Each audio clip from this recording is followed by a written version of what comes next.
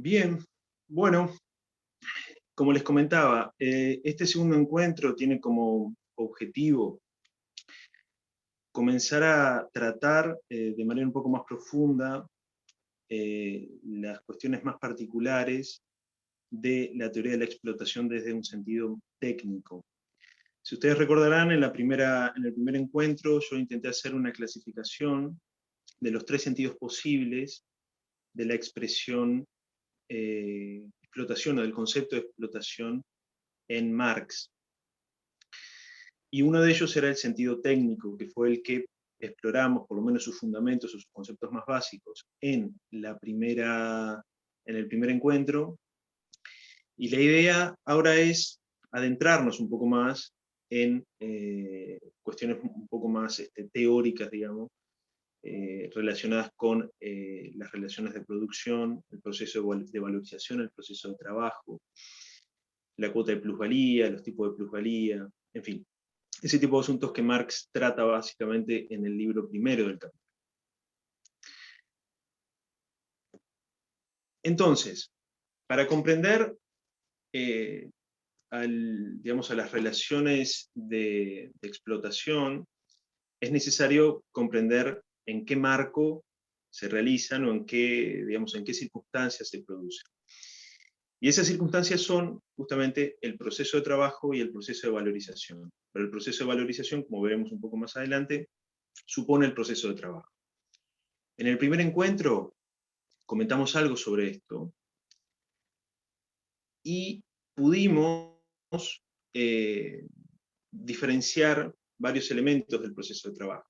Por un lado, el objeto del trabajo, por otro lado, los instrumentos de trabajo, por otro lado, la fuerza, digamos, de trabajo, y por último, el producto del trabajo, que son los valores de uso.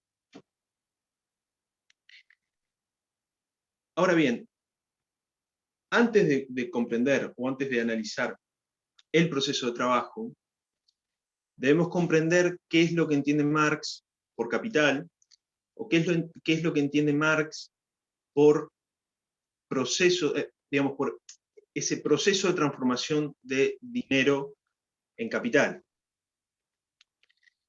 Ese proceso es necesario comprenderlo de la siguiente manera. Para Marx tenemos dos formas, digamos, de circulación del dinero. En el primero sería el comprar, digamos, el vender para comprar. Se da cuando un poseedor de mercancías vende sus mercancías y con ese dinero compra otras mercancías. ¿Sí? En ese caso tenemos la forma MDM, es decir, mercancía, dinero, mercancías. Es decir, vender para comprar. En la forma DMD, es decir, la transformación del dinero en, digamos, en mercancías y a su vez la venta de esas mercancías para obtener más dinero, es ahí en donde se da, digamos, el proceso de transformación del dinero en capital.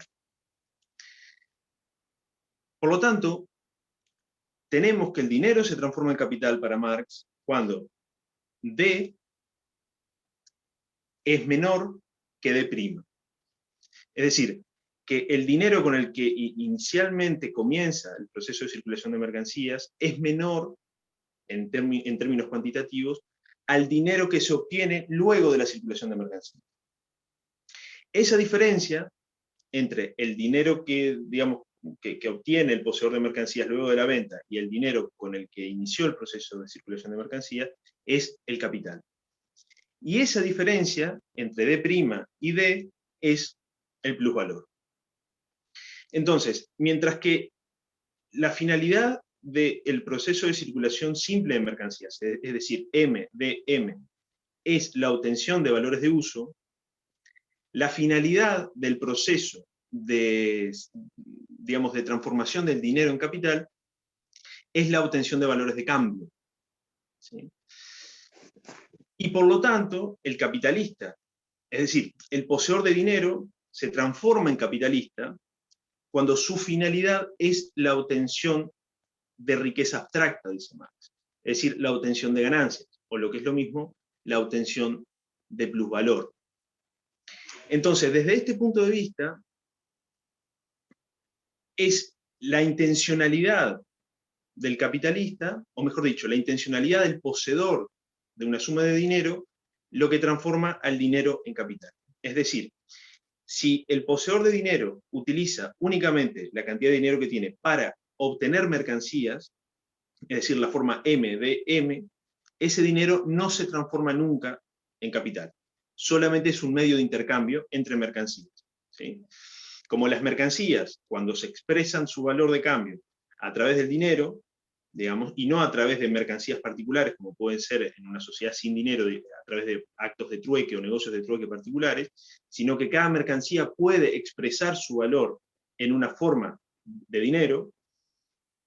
El poseedor del dinero tiene, por lo tanto, dos opciones. Una, utilizar ese dinero para obtener otras mercancías, o utilizar ese dinero para obtener mercancías que a su vez van a ser revendidas, ¿sí? Es el, digamos, comprar para vender, ¿sí? Bien.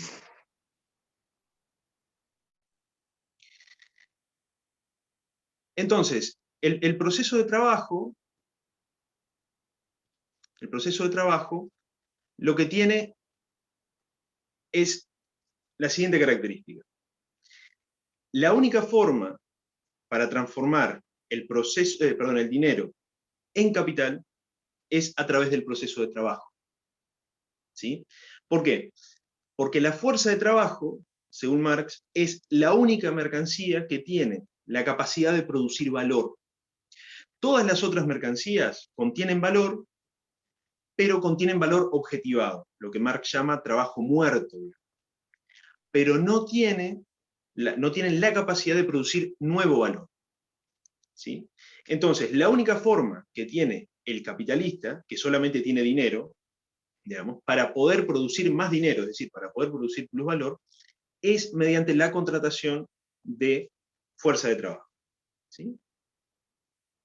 Entonces, este punto es interesante porque para Marx el proceso de valorización, es decir, el proceso por el cual el dinero se transforma en capital, si bien necesita de las mercancías, y ahora veremos que necesita tanto de instrumentos de producción como de fuerza de trabajo, digamos, el espacio o el ámbito en donde se da la valorización es en el proceso de producción y no en el proceso de intercambio. Y esto no es menor, porque para Marx, entonces, el comercio no genera valor. Por una razón simple, porque si ustedes se acuerdan de lo que comentamos en el primer encuentro, para Marx las mercancías se intercambian a través de una relación de equivalencia, es decir, una mercancía se intercambia por otra que contiene o que refleja la misma cantidad de trabajo socialmente necesaria para su producción. Entonces, como las mercancías en el mercado se intercambian de manera equivalente, no puede haber generación de nuevo valor si lo único que se intercambian son valores iguales, ¿sí? Bien. Entonces, para que el poseedor de dinero, digamos, pueda transformar su dinero en capital, tiene que encontrar una mercancía con una característica muy particular. ¿Cuál es esa característica muy particular? Que su valor de uso, a su vez, permita la generación de nuevo valor, ¿sí? Y esa mercancía particular, esa mercancía específica, no es más que la fuerza de trabajo, ¿sí? Que la definimos en la clase anterior, o en el encuentro anterior, como ese conjunto de capacidades físicas o psíquicas que, aplicadas en un proceso de producción, pueden producir valores de uso, ¿sí? Entonces, el poseedor de dinero tiene eso, es decir, una cantidad determinada de dinero, pero no tiene digamos, la capacidad de transformar por sí mismo su dinero en capital. Como no tiene esa capacidad, necesita necesariamente recurrir al mercado de mercancías y encontrar fuerza de trabajo. Es decir, necesita comprar fuerza de trabajo, ¿sí? Entonces, para iniciar el proceso de trabajo, que repito, es la condición necesaria, pero no suficiente para el proceso de valorización, es decir, para el proceso por el cual el dinero se transforma en capital, el poseedor de dinero tiene que encontrar a la fuerza de trabajo reificada o cosificada en una entidad corpórea que es el obrero o el trabajador. Entonces, para que el poseedor de dinero encuentre a la fuerza de trabajo, es necesario, según Marx, que se den tres características o tres condiciones, ¿sí? La primera es que el trabajador tiene que ser el propietario libre de su fuerza de trabajo. Es decir, no puede ser un esclavo, ni tampoco puede ser un siervo, ¿no? Es decir, tiene que ser una persona que, al menos desde el punto de vista jurídico, se repute como un individuo libre, es decir, como un sujeto de derecho. Para que la relación jurídica, la segunda condición, entre el capitalista y el obrero, se mantenga, digamos, estable, el trabajador solamente puede vender su fuerza de trabajo por un tiempo determinado. Después veremos cuando tratemos la limitación de las jornadas de trabajo y la jornada de trabajo, veremos un poco cómo es que funciona digamos, el tiempo, cómo se dividen las jornadas de trabajo. Pero en principio, el trabajador solamente puede vender su fuerza de trabajo por un tiempo determinado, ¿sí? Y la última condición es que el trabajador no tenga nada más para vender que su fuerza de trabajo. Es decir, que el trabajador sea un individuo carente de cualquier otro tipo de mercancía para poder vender, ¿sí? La única mercancía que tiene para vender es su fuerza de trabajo. Bien.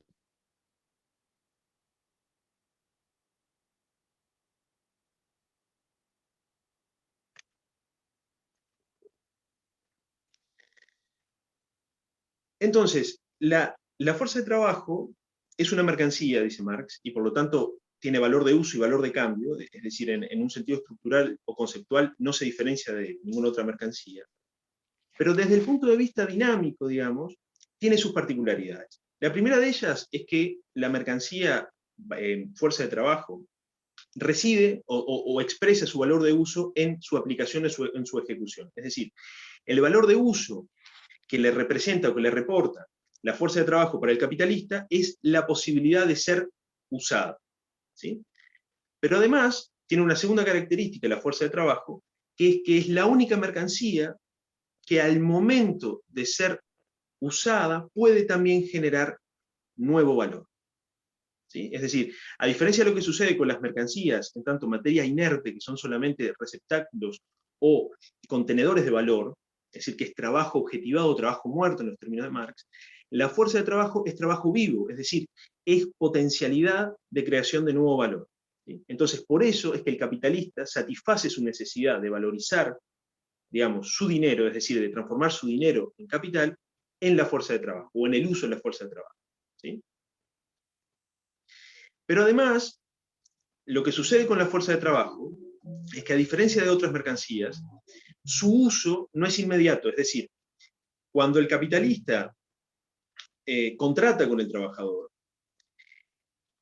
en ese momento en que contrata no está habilitado para inmediatamente utilizar la fuerza de trabajo. Por lo tanto, hay como una especie de brecha temporal entre el contrato de trabajo, o entre, digamos, la transferencia del valor de uso, ¿sí?, y su efectiva aplicación o su efectivo ejercicio, ¿sí? Además, dice Marx, la característica que tiene una de las características que tiene el modo de producción capitalista es que la fuerza, digamos, la fuerza de trabajo comienza a usarse antes de que se le transfiera su equivalente. Me explico mejor, es decir, el capitalista aprovecha o usa la fuerza de trabajo en tanto mercancía, es decir, la mercancía que él compró, y luego de un tiempo, luego de terminar una jornada laboral, en el caso de que el trabajador sea un jornalero, o luego de 2 semanas, o luego de un mes, el capitalista va a desembolsar el equivalente de la fuerza de trabajo, que, como vimos en la clase anterior, es el salario, ¿verdad? Entonces, lo que dice Marx es que el obrero, en definitiva, le anticipa valor al capitalista, y el capitalista se aprovecha de esa situación, obtiene el valor y luego, digamos, le transfiere su equivalente en dinero a través del salario. Es decir, que como vimos, el salario no es más que la expresión monetaria del valor de la fuerza de trabajo, es decir, la expresión monetaria de la cantidad de trabajo socialmente necesario para producir los medios de subsistencia del obrero o del trabajador, ¿no? Entonces tenemos que el proceso de trabajo tiene como finalidad, y lo único que puede surgir del proceso de trabajo, es la producción de valores de uso, es decir, la producción de cuerpos físicos, pero no de mercancías como tal, ¿sí? Entonces, la mercancía viene, digamos, con el resultado de otro proceso, que es el proceso de valorización, ¿sí? Entonces, el proceso de trabajo puede verse desde dos ópticas. Desde la óptica del obrero, digamos, es simplemente la aplicación de fuerza física, ¿sí? De fuerza de trabajo para la producción de valores de uso. Desde el punto de vista del capitalista, y aquí es donde viene el enganche, digamos, entre el proceso de trabajo y el proceso de valorización, es que al capitalista no le interesa como tal los valores de uso, porque el capitalista no quiere consumir lo que producen sus trabajadores. El capitalista lo que quiere es que se produzcan valores de uso, pero que a su vez esos valores de uso tengan valores de cambio, es decir, que puedan ser intercambiados en el mercado por otras mercancías, y que además el valor, digamos, que expresan esas mercancías o que contienen esas mercancías sea superior al valor necesario o al valor de las mercancías necesarias para producir esas mercancías. Es decir, que en definitiva, al final del proceso de trabajo, se haya creado más valor que el valor que el capitalista tuvo que invertir para la producción de esos valores de uso, ¿sí? Entonces, desde el punto de vista del capitalista, el proceso de trabajo tiene dos particularidades. Por un lado, el obrero trabaja bajo su control, ¿verdad? Es decir, el obrero trabaja bajo su directiva, ¿sí? Porque en definitiva, el capitalista es el dueño de la fuerza de trabajo, por lo tanto es el propietario de la fuerza de trabajo en ese momento, digamos, durante ese tiempo, durante, digamos, la duración de la jornada laboral, el capitalista puede usar la fuerza de trabajo porque es de su propiedad. Y por lo tanto, como corolario, digamos, si es propiedad del capitalista la fuerza de trabajo, lo producido por esa fuerza de trabajo también va a ser propiedad del capitalista, ¿sí? Entonces, con esto me parece que podemos ir viendo de una manera un poco más completa las particularidades del proceso, digamos, de producción en términos de explotación. Porque el capitalista, en definitiva, se aprovecha, digamos, o digamos, explota su propiedad. Entonces, en estos términos, si uno lo pone, digamos, si uno lo mira desde este punto de vista, digamos, la explotación no es más que el uso máximo posible, digamos, el mejor uso posible que hace el capitalista de una de sus propiedades. En este caso es la fuerza de trabajo, es decir, es el uso máximo o el uso más, digamos, eficaz posible de una mercancía que él adquirió lícitamente a través de un contrato, que en este caso es el contrato de trabajo, y que esa mercancía es la fuerza de trabajo, ¿no? Entonces, en términos de la ideología burguesa, digamos, el capitalista no hace más que, bueno, respetar las leyes generales del intercambio de mercancías, es decir, yo te doy algo, que en este caso es el salario, pero te lo doy diferido, esa es una de las particularidades que comentaba que apunta Marx, y tú me das fuerza de trabajo. Y por lo tanto, como yo te compré la fuerza de trabajo durante un tiempo determinado, durante un lapso determinado, que es la jornada de trabajo, yo por lo tanto estoy habilitado para usarla de la manera que a mí más me convenga, ¿sí? Y obviamente que el valor de uso de la fuerza de trabajo, como les comentaba, está en el trabajo efectivo, es decir, que la fuerza de trabajo comienza a producir valores de uso. Entonces, para rendir o para sacarle el mayor rendimiento posible, el capitalista lo que hace es, digamos, explotar la fuerza de trabajo en estos términos, es decir, intentar sacar, digamos, de esa mercancía, fuerza de trabajo, la mayor cantidad posible de plusvalor, ¿no? Entonces, desde el punto de vista del capitalista, el proceso de trabajo no es más que un proceso que se traba entre mercancías de su propiedad. Por un lado, vamos a tener los instrumentos de trabajo, ¿sí? Y los objetos de trabajo que el capitalista tiene que comprar también en el mercado de mercancías, es decir, materias primas, herramientas, infraestructura, en fin. Y por otro lado, el otro tipo de mercancía que tiene el capitalista y que compró el capitalista en el mercado es la fuerza de trabajo, ¿sí?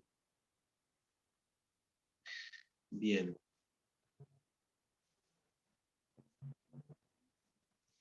Entonces, el proceso de valorización ya va quedando un poco más claro. ¿Por qué? Porque es, digamos, el proceso a través del cual el dinero se transforma en capital. Y que, como vimos, digamos, el proceso necesario para la transformación del dinero en capital es un proceso de trabajo, ¿sí? Entonces, no puede haber valorización, es decir, en definitiva, no puede haber creación de plusvalor si no hay un proceso de trabajo previo, ¿sí? Entonces, sabemos que no todo proceso de trabajo es necesariamente un proceso de valorización. En los términos de la estructura o del modo de producción capitalista, sí, siempre tiene que serlo, porque el interés del capitalista no es simplemente la producción de valores de uso. Es decir, el interés del capitalista no es simplemente que los trabajadores trabajen y produzcan cosas, sino que además esas cosas que produzcan o que producen los trabajadores generen un valor mayor al valor que él tuvo que desembolsar para crearlas, ¿no? Entonces, por lo tanto, lo que busca el capitalista es valor, ¿no? Es decir, en definitiva, el capitalista lo que quiere es riqueza abstracta, es acumular cada vez más riquezas. Y la única forma de hacerlo es a través del proceso de valorización, es decir, a través de la transformación de capital, del dinero en capital, ¿sí? Entonces, la particularidad que tiene el proceso de valorización, dice Marx, es que si bien necesita de las mercancías, digamos, es decir, necesita el intercambio de mercancías, el proceso de valorización no se da en el intercambio, sino que se da en el proceso de producción. ¿Por qué? Porque justamente el simple hecho de comprar fuerza de trabajo y por lo tanto obtener la propiedad de esa mercancía no es suficiente, sino que además es necesario que el trabajador trabaje, es decir, que desempeñe actividades. Y esas actividades no se pueden desempeñar en el proceso de intercambio, porque el proceso de intercambio se clausura cuando una mercancía se intercambia por otra, ¿sí? En este caso, el proceso de intercambio entre el capitalista y el obrero se clausura cuando cuando el obrero trabaja para él, ¿sí? Y a su vez le da el salario correspondiente al capitalista, ¿sí? Pero el proceso de producción supone otra cosa, supone que el trabajador efectivamente desempeñe actividades, ¿sí? Y por lo tanto, que le incorpore valor nuevo al valor ya contenido en los instrumentos de trabajo y en los objetos de trabajo. Entonces, la única forma, en definitiva, de lograr la valorización, o lograr el proceso de valorización, que repito, no es más que la transformación del dinero en capital, es a través de la incorporación de trabajo vivo. En definitiva, en otras palabras, el capitalista solamente con los objetos de producción, con los objetos de trabajo y con los instrumentos de trabajo, no puede valorizar su dinero, es decir, no puede transformar el dinero en capital. Por lo tanto, la condición necesaria para el proceso de valorización es la contratación de trabajo vivo, ¿sí? Que trabaje sobre el trabajo muerto o sobre el trabajo ya cosificado. Bien. Entonces, teniendo en cuenta esto, y teniendo en cuenta que el capitalista tiene interés en valorizar su dinero, es decir, obtener más dinero, es decir, obtener de prima, es decir, que si él invirtió, supongamos, $100.000 para iniciar el proceso de producción, él lo que quiere es obtener como retorno $150.000, ¿sí? Y la única forma de obtener esos $150.000 es a través del proceso de trabajo y el posterior proceso de valorización, que ahora vamos a ver bien cómo funciona. Entonces, teniendo en cuenta, digamos, qué incidencia tiene el capital en el proceso de producción, Marx divide o clasifica el capital en dos tipos. Por un lado, el capital constante es aquel capital que refleja el valor de los instrumentos de trabajo y de los objetos de trabajo, ¿sí?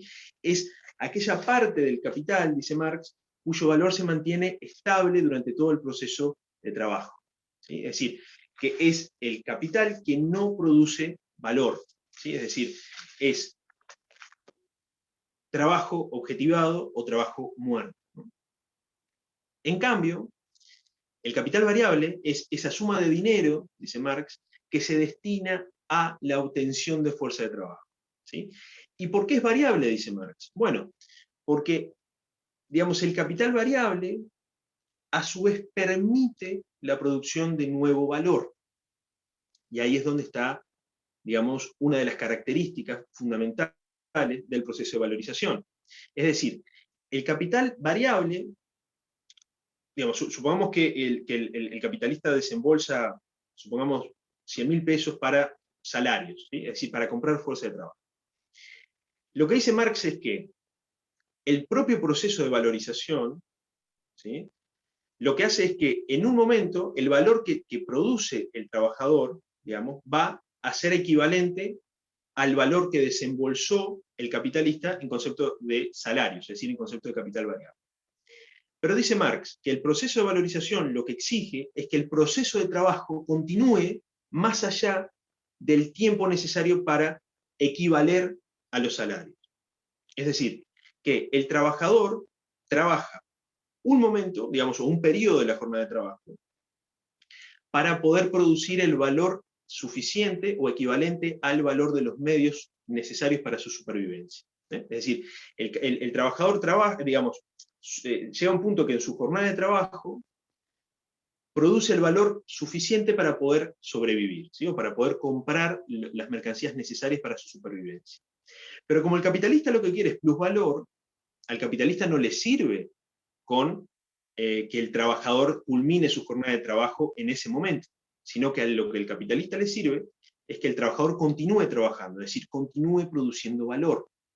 Entonces, como el capitalista va a exigir eso, y como es propietario de la fuerza de trabajo, está en condiciones de exigirle al trabajador que siga trabajando, el trabajador va a seguir produciendo valor, y por lo tanto, ese capital variable va a generar, en definitiva, más valor del que él mismo contiene. Es decir, por la inversión de esos 100.000 pesos, el capitalista va a obtener una suma mayor, porque gracias a la inversión en capital variable, es que el capitalista va a poder iniciar el proceso de valorización, o lo que es lo mismo, va a poder iniciar el proceso de transformación de dinero en capital, porque solamente el proceso de valorización se puede realizar a través de la incorporación de trabajo vivo al trabajo muerto, que en este caso sería el capital constante. Es decir, el capital variable es justamente variable. ¿Por qué? Porque, en definitiva, cuánta ganancia le va a generar o cuánto plusvalor le va a generar al capitalista, gracias a su inversión, es algo que no está determinado, pero sí sabemos que el capital variable, a diferencia del capital, digamos, constante, tiene la capacidad de producir más valor, digamos, que el que él mismo contiene, ¿sí? Entonces, lo que dice Marx es que, digamos, lo que en el proceso de trabajo, ¿sí?, serían factores objetivos de producción, en el proceso de valorización es el capital constante, es decir, instrumentos de trabajo y objetos de trabajo. Lo que en el proceso de trabajo son los factores subjetivos digamos, la fuerza de trabajo, la capacidad de trabajo, en el proceso de valorización se transforman en capital variable, ¿sí? Entonces, son los mismos, digamos, los mismos conceptos, pero que vistos desde el proceso de trabajo tienen un nombre o significan algo, y vistos desde el proceso de valorización significan otra cosa.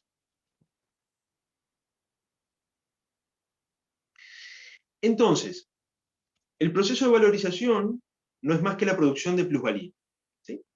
Es decir, es la producción de un valor superior al que está reflejado en el salario, ¿no? Entonces, la plusvalía, dice Marx, es el cambio de valor que se opera en el capital variable, ¿sí? Pero ¿por qué se opera en el capital variable? Se opera en el capital variable porque hay capital, digamos, porque hay una inversión, digamos, en fuerza de trabajo, ¿sí? Entonces, la plusvalía no reside, digamos, en el capital constante, sino que lo que genera la plusvalía es el capital variable, es decir, es la contratación de fuerza de trabajo. Porque, repito, no se puede valorizar el dinero, es decir, no se puede transformar el dinero en capital si no hay fuerza de trabajo. Entonces, necesariamente, para poder valorizar, es necesario tener capital variable. Si solamente hay capital constante, si solamente tenemos máquinas, fábricas, instrumentos de trabajo, y no tenemos fuerza de trabajo que, en definitiva, cree valor, la plusvalía nunca va a aparecer y el proceso de valorización nunca se va a dar, ¿no? Bien.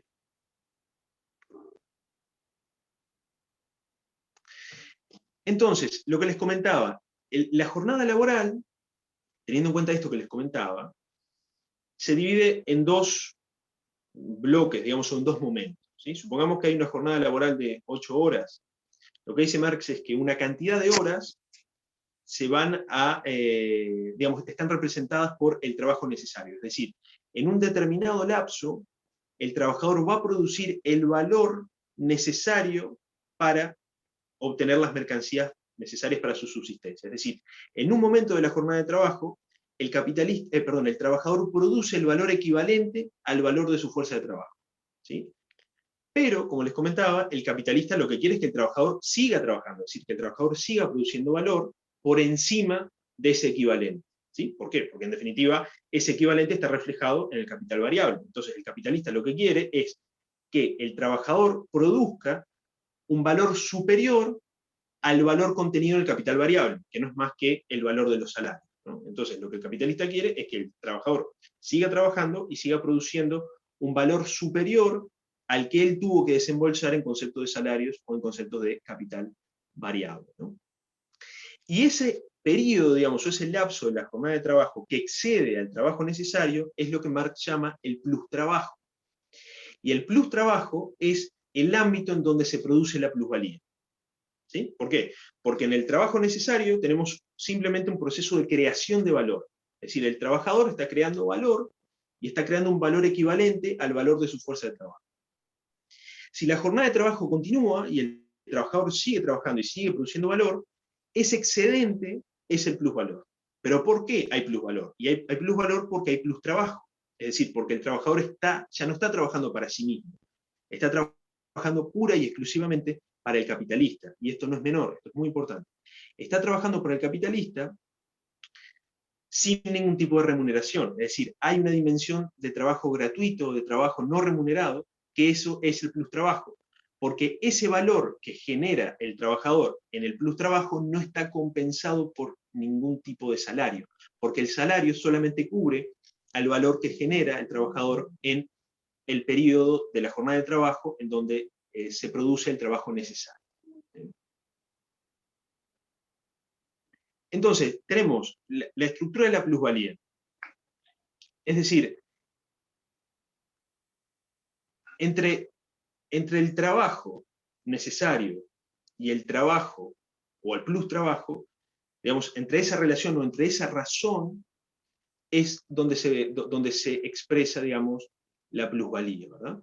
Entonces, como les comentaba, en una sección del proceso de trabajo, el obrero solo produce el valor de su fuerza de trabajo. En el resto de la jornada de trabajo, el trabajador trabaja única y exclusivamente para el capitalista sin ningún tipo de remuneración. Por eso, para Marx, digamos, el poner al trabajador como un individuo libre y antinómico del esclavo es un concepto engañoso y propio, dice Marx, de la ideología burguesa, porque en una parte de la jornada de trabajo, el trabajador se transforma en algo similar al esclavo.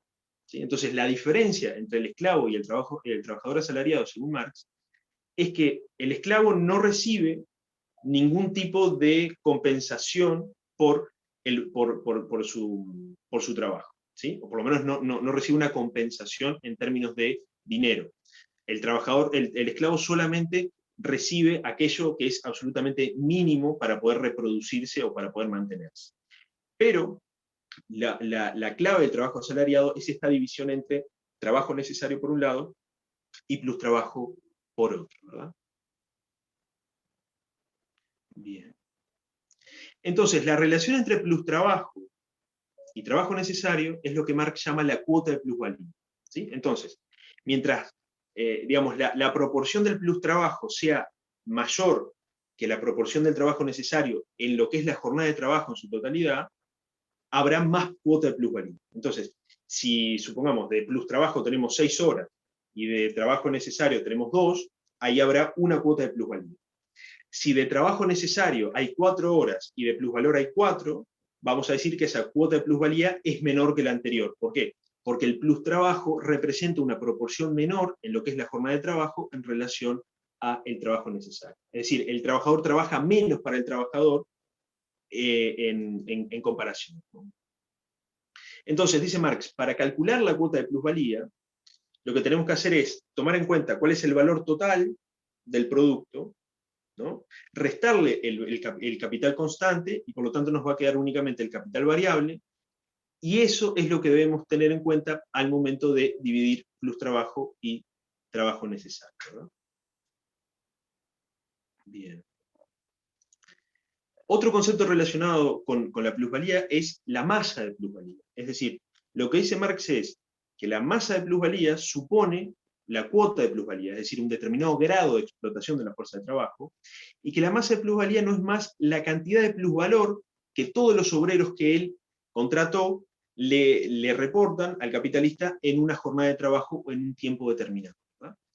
Entonces, la forma de obtener la masa de plusvalía es multiplicar, digamos, la cuota de plusvalía por la cantidad de trabajadores contratados, ¿no? Entonces, a niveles constantes, un trabajador le va a dar una determinada cantidad de plusvalía al capitalista, y por lo tanto la masa de plusvalía es, digamos, la cantidad absoluta o la cantidad total de plusvalor o de ganancia que el capitalista recibe. Bien. La jornada de trabajo. Entonces, hablamos de jornada de trabajo de trabajo necesario y de plus trabajo. La suma del tiempo de trabajo necesario y la suma del plus trabajo es lo que Marx llama la jornada de trabajo. Lo que dice Marx es que, en principio, la jornada de trabajo no tiene una duración determinada, una duración fija, sino que su duración es variable. Ahora, dice Marx, la jornada de trabajo para el capitalista tiene un límite mínimo, que es la cantidad de tiempo que insume el trabajo necesario, ¿sí? Porque ese es digamos, ese es el valor que el capitalista va a compensar o que va a equivaler con el salario, ¿sí? Entonces, ese es el piso. El capitalista lo que quiere es una mayor extensión de la jornada de trabajo. Pero el límite máximo, dice Marx, está obviamente limitado. Está limitado tanto por factores físicos como por factores morales.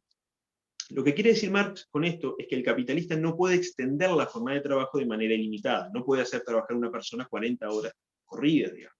No puede hacer trabajar a una persona 3 horas corridas, es decir, sin ningún tipo de descanso.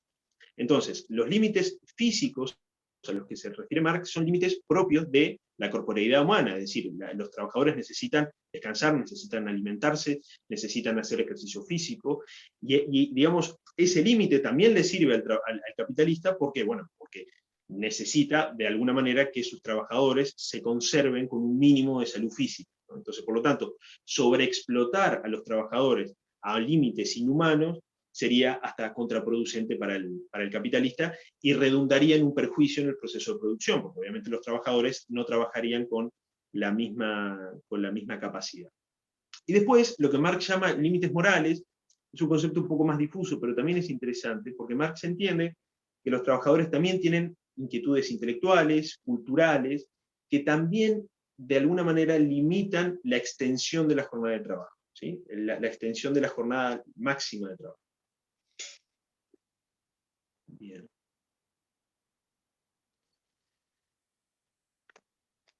Entonces, plusvalía absoluta y plusvalía relativa, teniendo en cuenta lo que hablamos de la jornada de trabajo, digamos, y la división entre trabajo necesario y trabajo y plus trabajo, lo que dice Marx es lo siguiente, es decir, bueno, el capitalista tiene, digamos, una pulsión o un interés o una voluntad de absorber la mayor cantidad de plusvalía posible, ¿sí? Teniendo en cuenta que la que la jornada de trabajo tiene ciertos límites, digamos, en su extensión, Marx distingue dos tipos de plusvalía. La plusvalía absoluta, dice Marx, es aquella plusvalía o ese aumento de la plusvalía que se logra a través de el aumento de la jornada de trabajo, es decir, la extensión del límite máximo de la jornada de trabajo, ¿sí? Pero como vimos que el capitalista no puede extender de manera ilimitada la jornada de trabajo, dice Marx que los capitalistas tienden a revolucionar las fuerzas, digamos, los medios de producción para aumentar la capacidad productiva de la fuerza de trabajo, para así, sin tener que aumentar la jornada de trabajo, van a obtener más valor con el mismo tiempo. Y la única forma de hacer eso, dice Marx, es a través de la disminución de la participación del trabajo necesario en la jornada de trabajo. Es decir, que a los trabajadores les lleve menos tiempo producir el valor necesario para obtener las mercancías destinadas a su supervivencia, ¿sí? Entonces, eso es lo que Marx llama plusvalía relativa. Es decir, el aumento de la cuota de plusvalía, ya no a través de la extensión de la jornada de trabajo, sino a través de el aumento o la intensificación de la capacidad productiva del trabajo. ¿Sí? Entonces, lo que dice Marx es que la única forma de hacer eso es a través de la revolución de los medios de producción. ¿Sí? Es decir, el pasaje de el martillo de mano, por ejemplo, al martillo neumático, o de, digamos, el hilado manual al hilado a vapor, por ejemplo, ¿no? Entonces, estos cambios técnicos, estas revoluciones en los medios de producción, lo que le permiten al capitalista es obtener más valor, digamos, aumentando la capacidad productiva de la fuerza de trabajo. ¿Sí? Entonces, al aumentar la capacidad productiva de la fuerza de trabajo y mantener, obviamente, el capital variable constante, ¿sí? O por lo menos de manera constante en relación con el capital constante, es decir, que el capital variable mantenga una relación constante con el capital constante, valga la redundancia, es que el capitalista va a poder obtener más plusvalor sin tener que hacer trabajar en términos horarios a sus trabajadores, ¿no? Entonces, esta es, digamos, una de las claves del modo de producción capitalista, que es la revolución constante de los medios de producción y de los modos de producción con el objetivo de obtener cada vez más plusvalía. ¿Sí? Y si se ponen a ver, yo creo que en esto Marx tiene mucha razón, porque a diferencia de lo que sucedía con los medios de producción, o con los modos de producción anteriores al capitalismo, en donde digamos, los cambios técnicos eran muy lentos, eran muy raros y tardaban muchísimo tiempo, y tampoco es que el propietario de los medios de producción tuviera un interés demasiado grande en aumentar esa productividad, sino que por ahí se contentaba con la plusvalía que podía obtener de manera más o menos normal o estándar.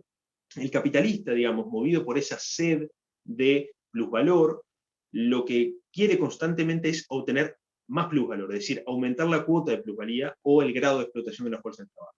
Entonces, tiene dos maneras de hacerlo. La primera es aumentando la plusvalía absoluta, es decir, aumentando la cantidad de tiempo de la jornada de trabajo. ¿Sí? Y por lo tanto, no es otra cosa que aumentar la cantidad de plus trabajo.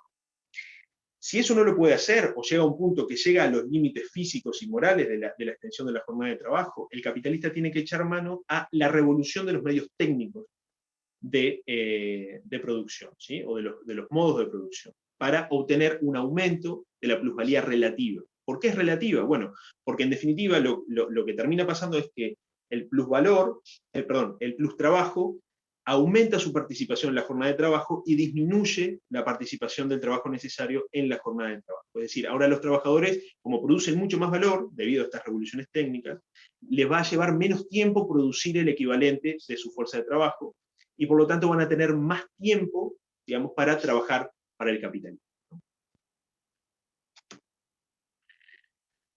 Ahora bien, hablamos de capital variable y hablamos de cuotas de plusvalía y de grados de explotación, pero para poder comprender o para poder tener una digamos, pintura lo más amplia posible, tenemos que entender qué es el salario. ¿Sí? Ya dijimos que el salario para Marx es el valor de la fuerza de trabajo. ¿Sí? Es decir, es la expresión monetaria, con dinero, del valor de las mercancías necesarias para que el trabajador reproduzca su fuerza de trabajo. ¿Sí? Ahora, dice Marx, en la superficie de la sociedad burguesa, tenemos esta definición, es decir, el salario del obrero aparece como el precio del trabajo. ¿Sí? Pero lo que dice Marx es que la economía burguesa ha confundido el precio del trabajo, digamos, o el valor del trabajo, mejor dicho, con el valor de la fuerza de trabajo. Lo que dice Marx es que el valor de trabajo, en realidad, lo que viene a hacer es ocultar el verdadero concepto, digamos, el verdadero concepto sustancial en una relación de producción capitalista, que es el valor de la fuerza de trabajo. Es decir, a lo que Marx apunta es que los economistas clásicos, como Mitt, Say, Ricardo, ¿sí? Veían que el salario era la remuneración por un trabajo particular o por un trabajo específico que hacía un trabajador concreto. ¿Sí? Entonces, a diferente trabajo, se iban a obtener diferentes salarios, por lo tanto los salarios iban a fluctuar en función de la ley de la oferta y de la demanda. Pero lo que dice Marx es que en realidad eso no es así, descarta, digamos, o critica ese concepto, porque en definitiva lo que dice Marx es que el valor, digamos, que viene a equivaler el salario no es el valor de un trabajo específico, sino que es el valor de la fuerza de trabajo como concepto abstracto. ¿Sí? No es el valor de un trabajo específico, sino es de la fuerza de trabajo, porque lo que el capitalista compra no es un trabajo ya terminado, Lo que el capitalista compra no es los valores de uso producidos por el proceso de trabajo. Para Marx, lo que el capitalista compra es la fuerza de trabajo, es decir, la capacidad de producir valor. ¿Sí? Y por lo tanto, lo que recompensa o lo que remunera el capitalista no es el trabajo concreto o el trabajo efectivamente realizado, sino el valor de la fuerza de trabajo. ¿Sí? Y por lo tanto, dice Marx, la economía clásica o la economía burguesa, con esta confusión entre valor del trabajo y valor de la fuerza de trabajo, elude, digamos, el problema central, uno de los problemas centrales de la economía capitalista, que es por qué la fuerza de trabajo se transforma en mercancía. ¿Sí? Porque en definitiva, lo que viene a poner Marx sobre la mesa es la necesidad que tienen los trabajadores de vender su fuerza de trabajo en el mercado para poder obtener algún tipo de beneficio, ¿no? Es decir, obtener lo necesario para poder sobrevivir. Entonces, la función del salario, dice Marx, es, en definitiva, retribuir una parte del valor generado en la jornada de trabajo, como les comentaba, que era el trabajo necesario. Pero el salario no recompensa el valor generado en el plus trabajo, ¿sí? Porque si lo recompensara, no habría plusvalor y por lo tanto el capitalista no tendría ningún tipo de interés en contratar fuerza de trabajo, ¿sí? Pero el salario, en definitiva, lo que viene a hacer es encubrir las verdaderas relaciones de producción digamos, o la entidad real de las relaciones de producción, ¿sí? Porque el salario, y esto es interesante, si bien Marx esto lo desarrolla muy poco en el Capital, pero lo que viene a hacer el salario es encubrir, digamos, las relaciones de explotación, ¿sí? Porque en definitiva el salario pone al trabajador como un sujeto de derecho que lo que hace es intercambiar una mercancía como podría intercambiar cualquier otra persona, y obtiene su equivalente, porque se respetaría, digamos, la ley de circulación de las mercancías, que es la circulación a través de equivalente, porque obtiene un salario. Entonces, el trabajador no puede ser entendido como un esclavo, no puede ser entendido como un siervo, según Marx, porque, bueno, porque tiene un salario o se le remunera con un salario. Pero lo que esconde el salario, dice Marx, es justamente esta existencia de trabajo no remunerado o de trabajo gratuito, porque el salario cubre solo el trabajo necesario, pero no cubre el plus trabajo, ¿no? O el valor producido por el plus trabajo. Y para ir terminando,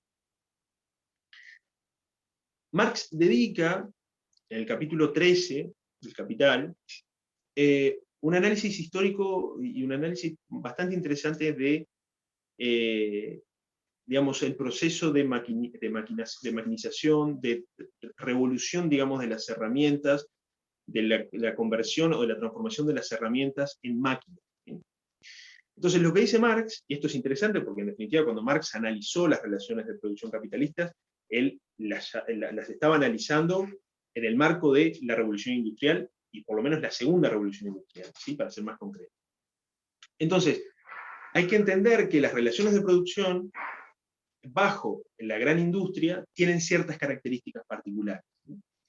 Entonces, la primera de ellas, o una de las primeras de ellas, es que la máquina viene a sustituir al obrero, ¿sí? Porque lo que necesita la máquina no son destrezas particulares, sino simplemente fuerza motriz, ¿sí? Y por lo tanto, como solamente la máquina necesita fuerza motriz, el obrero puede ser intercambiado en cualquier momento, ¿no?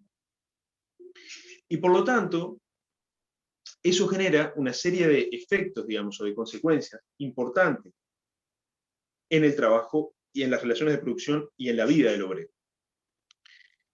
La sustitución, digamos, de la herramienta, digamos, o el uso de la herramienta por la gran maquinaria, digamos, que se expresa de manera más pura en la fábrica, digamos, en el sistema de máquinas que operan en la fábrica, produce para Marx tres efectos importantes e inmediatos en la vida de los obreros. La primera es la apropiación, digamos, de fuerzas de trabajo secundarias o subsidiarias, o que siempre fueron subsidiarias, como fueron, o como son, la fuerza de trabajo de las mujeres y la fuerza de trabajo de los menores. ¿Y por qué esto? Porque en definitiva, como no se, digamos, como la maquinaria no exige ningún tipo de especialización, sino que lo que exige es fuerza motriz pura, fuerzas motrices o capacidades de trabajo que estaban excluidas en los procesos de producción o en los modos de producción anteriores, son aprovechadas o son también utilizadas por las relaciones de producción signadas o marcadas por la máquina, digamos, ¿no? Es decir, la gran industria, ¿sí? Porque el trabajo que puede hacer digamos, porque digamos, una máquina puede ser manejada por una mujer y también por un niño, ¿no? Porque lo único que importa es digamos, la fuerza motriz en bruto y no se exige ningún tipo de capacidad especial o específica, digamos, para manejarlo, porque se estructuran de tal manera que, en definitiva, el obrero es una especie de apéndice, dice Marx, de la maquinaria, ¿sí? Entonces, lo que dice Marx es que la gran maquinaria o la gran industria cambió, digamos, la forma en la que se determina el valor de la fuerza de trabajo, porque ahora ya la fuerza de trabajo, o mejor dicho, el valor de la fuerza de trabajo ya no está determinada por la cantidad de mercancías necesarias para la supervivencia de un trabajador obrero o un obrero adulto, sino para la reproducción y el mantenimiento de la vida de toda una familia, ¿sí? Porque Marx lo que veía en la Inglaterra de su época es que no solamente trabajaba el hombre, sino que también trabajaba en su familia, trabajaba también su mujer y también sus hijos. Entonces el salario ahora tiene que cubrir o tiene que equivaler a el valor de las mercancías necesarias no solo para mantener un proceso vital, sino para mantener varios procesos vitales, ¿no? Es decir, para mantener toda una familia de trabajadores. Por otro lado, la gran maquinaria, dice Marx, prolonga la jornada de trabajo porque como la maquinaria se desvaloriza, el capitalista tiene un interés en usarla digamos, todo el tiempo posible, ¿sí? Entonces, lo que el capitalista quiere es que su máquina esté continuamente trabajada, o siendo trabajada, y que por lo tanto el proceso de valorización nunca termine. Entonces, digamos, esto genera, digamos, un impulso, digamos, una pulsión suficiente para, digamos, aumentar el tiempo de la jornada de trabajo. Por otro lado, digamos, sin aumentar la jornada de trabajo, también genera, digamos, lo que Marx llama una intensificación de la jornada de trabajo. ¿Por qué? Porque, dice Marx, el trabajo se transforma en algo mucho más denso, ¿no? ¿Por qué?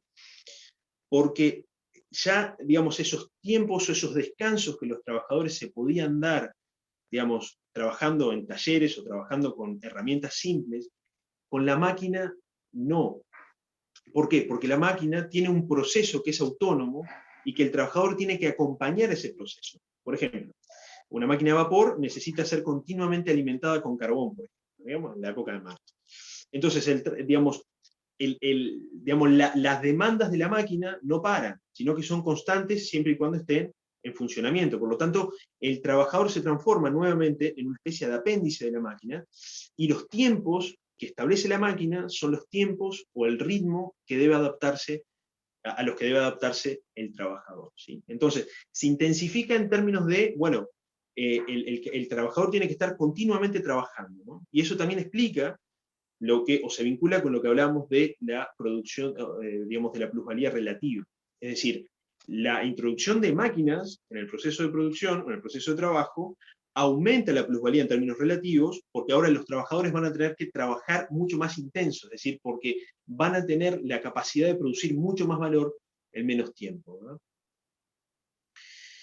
Y antes de terminar, me gustaría, como para culminar, leerles un pasaje del Capital, que me parece que resume de una manera creo que bastante clara todo lo que venimos hablando en la clase pasada y esta.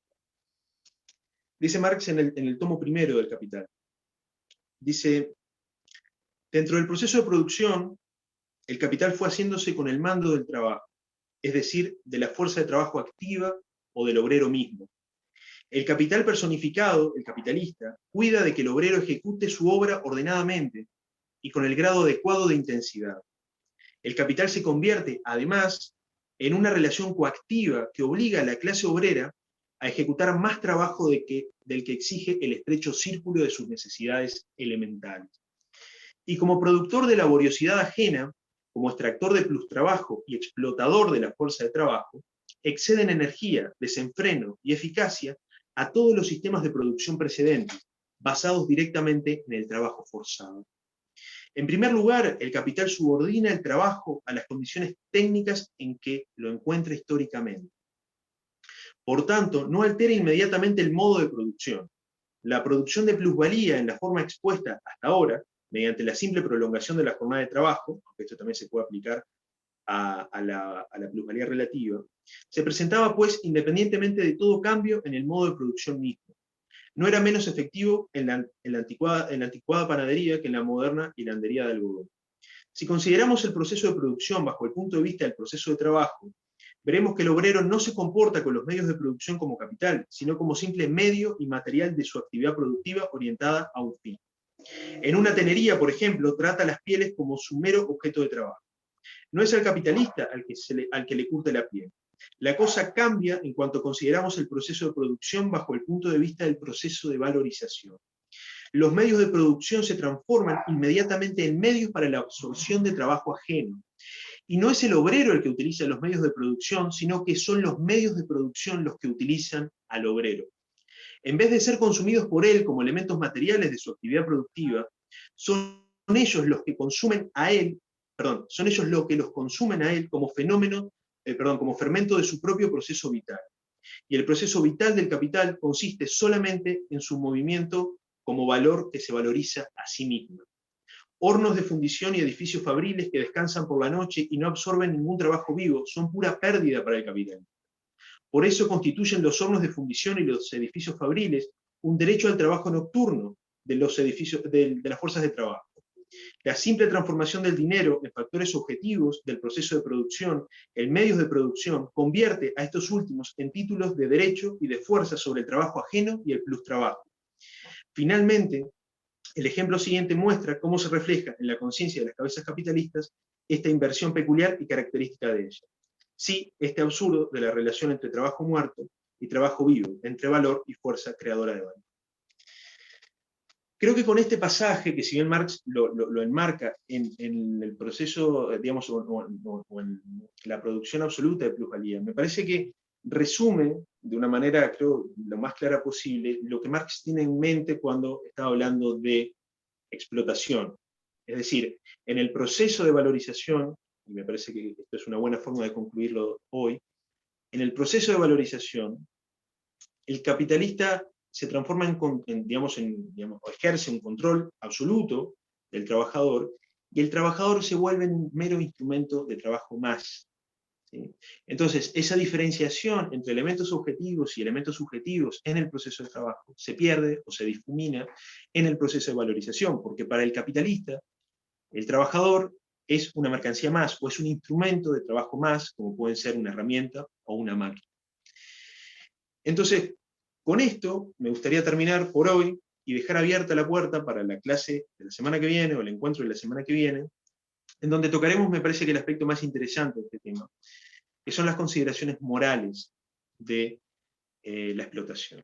Si bien Marx nunca las expuso de una manera expresa, me parece que con este pasaje queda bastante claro lo que Marx tiene en mente. Es decir, en el proceso de valorización, el trabajador se vuelve un instrumento, es decir, pierde su calidad de individuo, pierde su humanidad, pierde su calidad de sujeto de derecho, y se transforma en un mero objeto. Y esta simple afirmación tiene una fuerza moral tremenda, y es un disparador muy interesante para hacer reflexiones morales, que las haremos en la clase o en el encuentro siguiente. Así que con esto termino y quedo a disposición de ustedes para las preguntas, comentarios que deseen.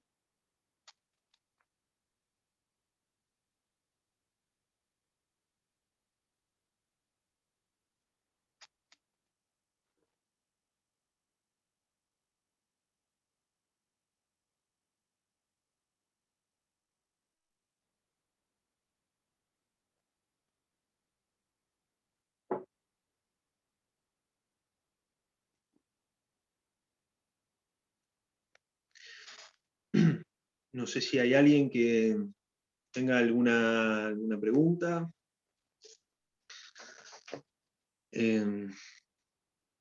Los escucho.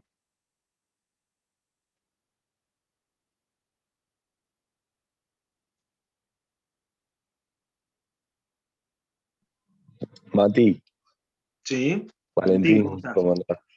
Una pregunta que no me quedó muy clara, capaz que porque el tema ese, cuando viste que empieza con lo de MDM, todo eso me entreveró un poco, capaz. Pero, ¿cómo explica Marx la generación de riqueza, por ejemplo, si tú decías que no en el intercambio, porque Marx sostenía que en el intercambio no podía haber generación de riqueza porque había una suerte de equilibrio, pero ¿cómo la explicaba entonces? No me quedó del todo claro. Te agradezco si me lo Pero aclaras. no entendí, Valentín. O sea, ¿cómo Marx explica La que... generación de riqueza en una sociedad determinada, si no es a través del intercambio de mercancías, porque tú decías que en el intercambio había cierto equilibrio para Marx y por eso no podía haber nunca generación de riqueza a partir del Exacto, intercambio. exacto. ¿Y cómo lo explica él si no es a través del intercambio? No, lo que pasa es que lo que él dice es que digamos, la generación de plusvalor solamente se puede dar luego de un proceso de valorización. Y el proceso de valorización solamente puede darse en el marco de un proceso de trabajo. Es decir, para que haya proceso de valorización tiene que haber capital y trabajo. Es decir, capital constante y capital variable. ¿Sí? Y que haya trabajo vivo, ¿no? Entonces, lo que dice Marx es que el proceso de valorización, que digamos, en términos criollos no es más que la producción de ganancias, necesita del intercambio de mercancías, y por eso Marx en esto es como un poco confuso, pero creo entender lo que él quiere decir, que el intercambio de mercancías es una condición necesaria para el proceso de valorización, porque es lo que inicia el proceso de trabajo, pero no es una condición suficiente, es decir, es necesario algo más para que se dé el proceso de valorización. Y ese proceso de valorización, o mejor dicho, ese algo más que se necesita o que necesita el proceso de valorización no se puede dar en el intercambio, es decir, no se puede dar en el mercado, sino que solamente se puede dar en el proceso de trabajo. Y ese algo más es el plus trabajo. Es decir, que el trabajador trabaje más allá del punto en el cual él puede producir el valor equivalente a su fuerza de trabajo. Es decir, entonces la ganancia para Marx solamente se puede dar en el proceso de trabajo, es decir, en un proceso de trabajo. Es decir, cuando el capitalista compra mercancías que se expresan en el capital constante y compra a su vez una mercancía súper particular, especialísima, que es la fuerza de trabajo. Y las combina, las hace interactuar. Entonces, el proceso de trabajo, a través de la aplicación del trabajo vivo en el trabajo objetivo, objetivado o muerto, a su vez tiene, digamos, dos efectos. Por un lado, conserva o transmite al producto, es decir, al valor de uso, parte del valor de los instrumentos de trabajo digamos, porque lo que termina siendo el trabajador es modificar el valor de uso, digamos, modificar la forma externa del producto y a su vez transmitirle el valor contenido en los instrumentos de trabajo. Pero no solamente se limita ahí, digamos, la incidencia del trabajo, sino que a su vez el trabajo tiene, o la fuerza de trabajo tiene la capacidad de producir más valor. Y como tiene la capacidad de producir más valor, es que ahí es que se puede dar el proceso de valorización. ¿Sí? Entonces, la ganancia no se puede dar en el proceso de intercambio porque todavía no hay trabajo como tal. ¿Sí? Es decir, no hay una aplicación de la fuerza de trabajo, no hay aplicación de trabajo vivo en el proceso de intercambio. La aplicación de trabajo vivo se da en el proceso de producción, no en el proceso de intercambio. Después, capaz que te refieres a esto, Valentín, después Marx hace No, consideraciones... era exactamente lo que estás contestando, la duda, así que era eso. Perfecto, perfecto, perfecto. Hola Matías. ¿Qué tal, Aníbal? A mí lo que me llama la atención es que el tema de a mí, que el tiempo le dé más valor a las cosas me cuesta de incorporarlo, entenderlo. Eh, Puedo llegar a entenderlo en algunos casos, no en todos. Pero más allá de eso, por ejemplo, si tomamos un ejemplo determinado, una empresa como Zara, por ejemplo, tiene un montón de empleados, pero Zara vende sus productos porque el diseño lo hace alguien en particular.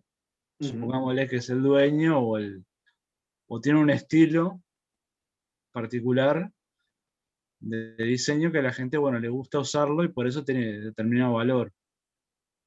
Y ahí yo no veo que haya mucho que Marx tome en importancia, digo, la idea de los diseños Zara, o por ejemplo, la idea del auto de Ford. La idea del auto T de Ford lo hace un auto para el pueblo, para todos los americanos, y eso tiene una trascendencia y un valor, y por más que tenga mucho más tiempo de trabajo, los trabajadores tengan mucho más tiempo, eso no está siendo tomado en cuenta por Marx, porque solamente es el trabajo físico, tal vez, pero ahí Ford lo que hizo fue un auto para que todo el mundo lo pudiera usar, para que sea barato, económico, accesible, cuando los autos eran solamente para la clase rica. Y hizo ordenó de una forma el sistema productivo para que sea en serie, etcétera. Y para mí ahí hay un aporte de valor de Ford o de quien fuera, importantísimo, y además el diseño final sea atractivo para todos. Entonces, Sí. todo eso queda Bueno, como por fuera, más allá de que puedo entender que en algunos casos más tiempo de trabajo puede generar más valor, pero sinceramente no me da la sensación que sea así siempre. lo que pasa ahí, Aníbal, es que tú tocas una limitación, digamos, básica de la teoría objetiva del valor, que es, digamos que la teoría objetiva del valor, en los términos que lo formula Marx, solamente se aplica a las cosas físicas, ¿sí? Entonces ahí hay todo un tema de, digamos, cómo determinar el valor de los servicios, ¿sí? En estos términos, o el valor de, por ejemplo, la propiedad intelectual, o este tipo digamos, de aportes, digamos, que inciden, obviamente, desde la teoría subjetiva del valor, inciden en el valor, pero que desde la teoría objetiva parece que no tienen ningún tipo de trascendencia o son descartados, ¿no?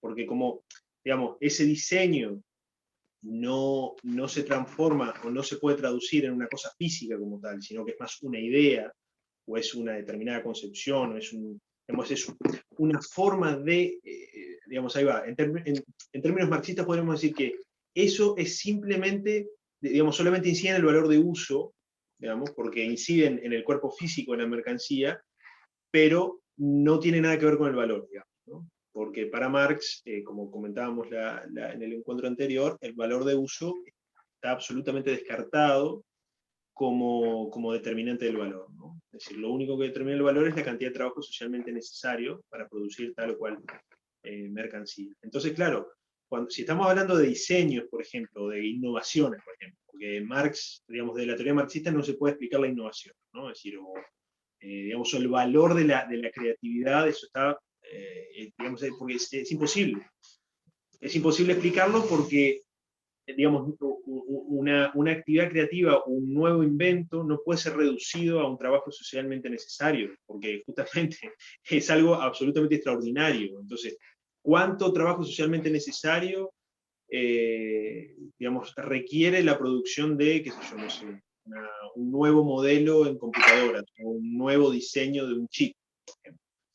Y es muy difícil, porque no cualquiera lo puede hacer. Entonces, si no cualquiera lo puede hacer y si es necesaria una cantidad de conocimientos específicos, por lo tanto no se puede llegar a un trabajo socialmente necesario, no se puede llevar a un trabajo medio, porque justamente no cualquier persona lo puede hacer.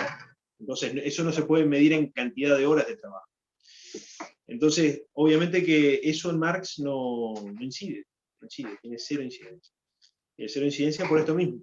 Como no puede ser reducido a trabajo abstracto, no hay chance. Entonces, por eso el marxismo es una teoría, digamos, digamos, está respaldado en una teoría del valor que solamente es aplicable a un momento de la historia del capitalismo, que es el siglo XIX y con suerte mediados del siglo XX. Después de esa época hace agua por todos lados, porque ya el capitalismo actualmente cada vez va menos de producción de mercancías y cada vez más de producción de servicios, o por lo menos de bienes intangibles o inmateriales. Entonces, respecto a los bienes intangibles o inmateriales, el marxismo no tiene nada para decir. Si bien es cierto que algunos se agarran de algunos pasajes del Capital, pero lo cierto es que Marx es claro en el capítulo primero cuando dice que la mercancía es valor de uso y valor de cambio, es decir, es cuerpo físico y valor de cambio. es decir, capacidad de ser intercambiado por otras mercancías. Y a su vez, el valor de cambio expresa el valor, que es el trabajo socialmente necesario. No hay más. Entonces, en la medida que un bien económico no tenga un cuerpo físico, no puede ser una mercancía en términos marxistas, y por lo tanto ahí se cae todo el edificio teórico, o por lo menos es inaplicable. Entonces ahí se abre la cuestión de, bueno, ¿hay explotación en el sector de servicios, por ejemplo? Bueno, para mí es una pregunta que a mí ningún marxista me lo ha podido responder. Porque si no hay mercancía, digamos, si no hay mercancía, no hay valor de uso, no hay valor de cambio, no hay trabajo socialmente necesario, no hay plusvalor, no tenemos nada. Entonces, es difícil, porque la fuerza de trabajo del trabajador en el sector de los servicios puede estar determinado de la manera en la que habla Marx. Pero como el producto de trabajo no tendría valor, en los términos marxistas, no podemos determinar la cuota de plusvalor, porque no tenemos cómo comparar, o sea, nos falta un extremo de la ecuación. Tenemos el valor, digamos, socialmente necesario para producir las mercancías necesarias para la supervivencia del trabajador, y el valor de la fuerza de trabajo, eso lo tenemos. Pero no tenemos la otra parte de la ecuación para poder comparar y determinar si hay plusvalor o si no hay plusvalor. Entonces, respondiendo a lo tuyo, no, Marx no daría ninguna respuesta a eso. Gracias. Por favor. No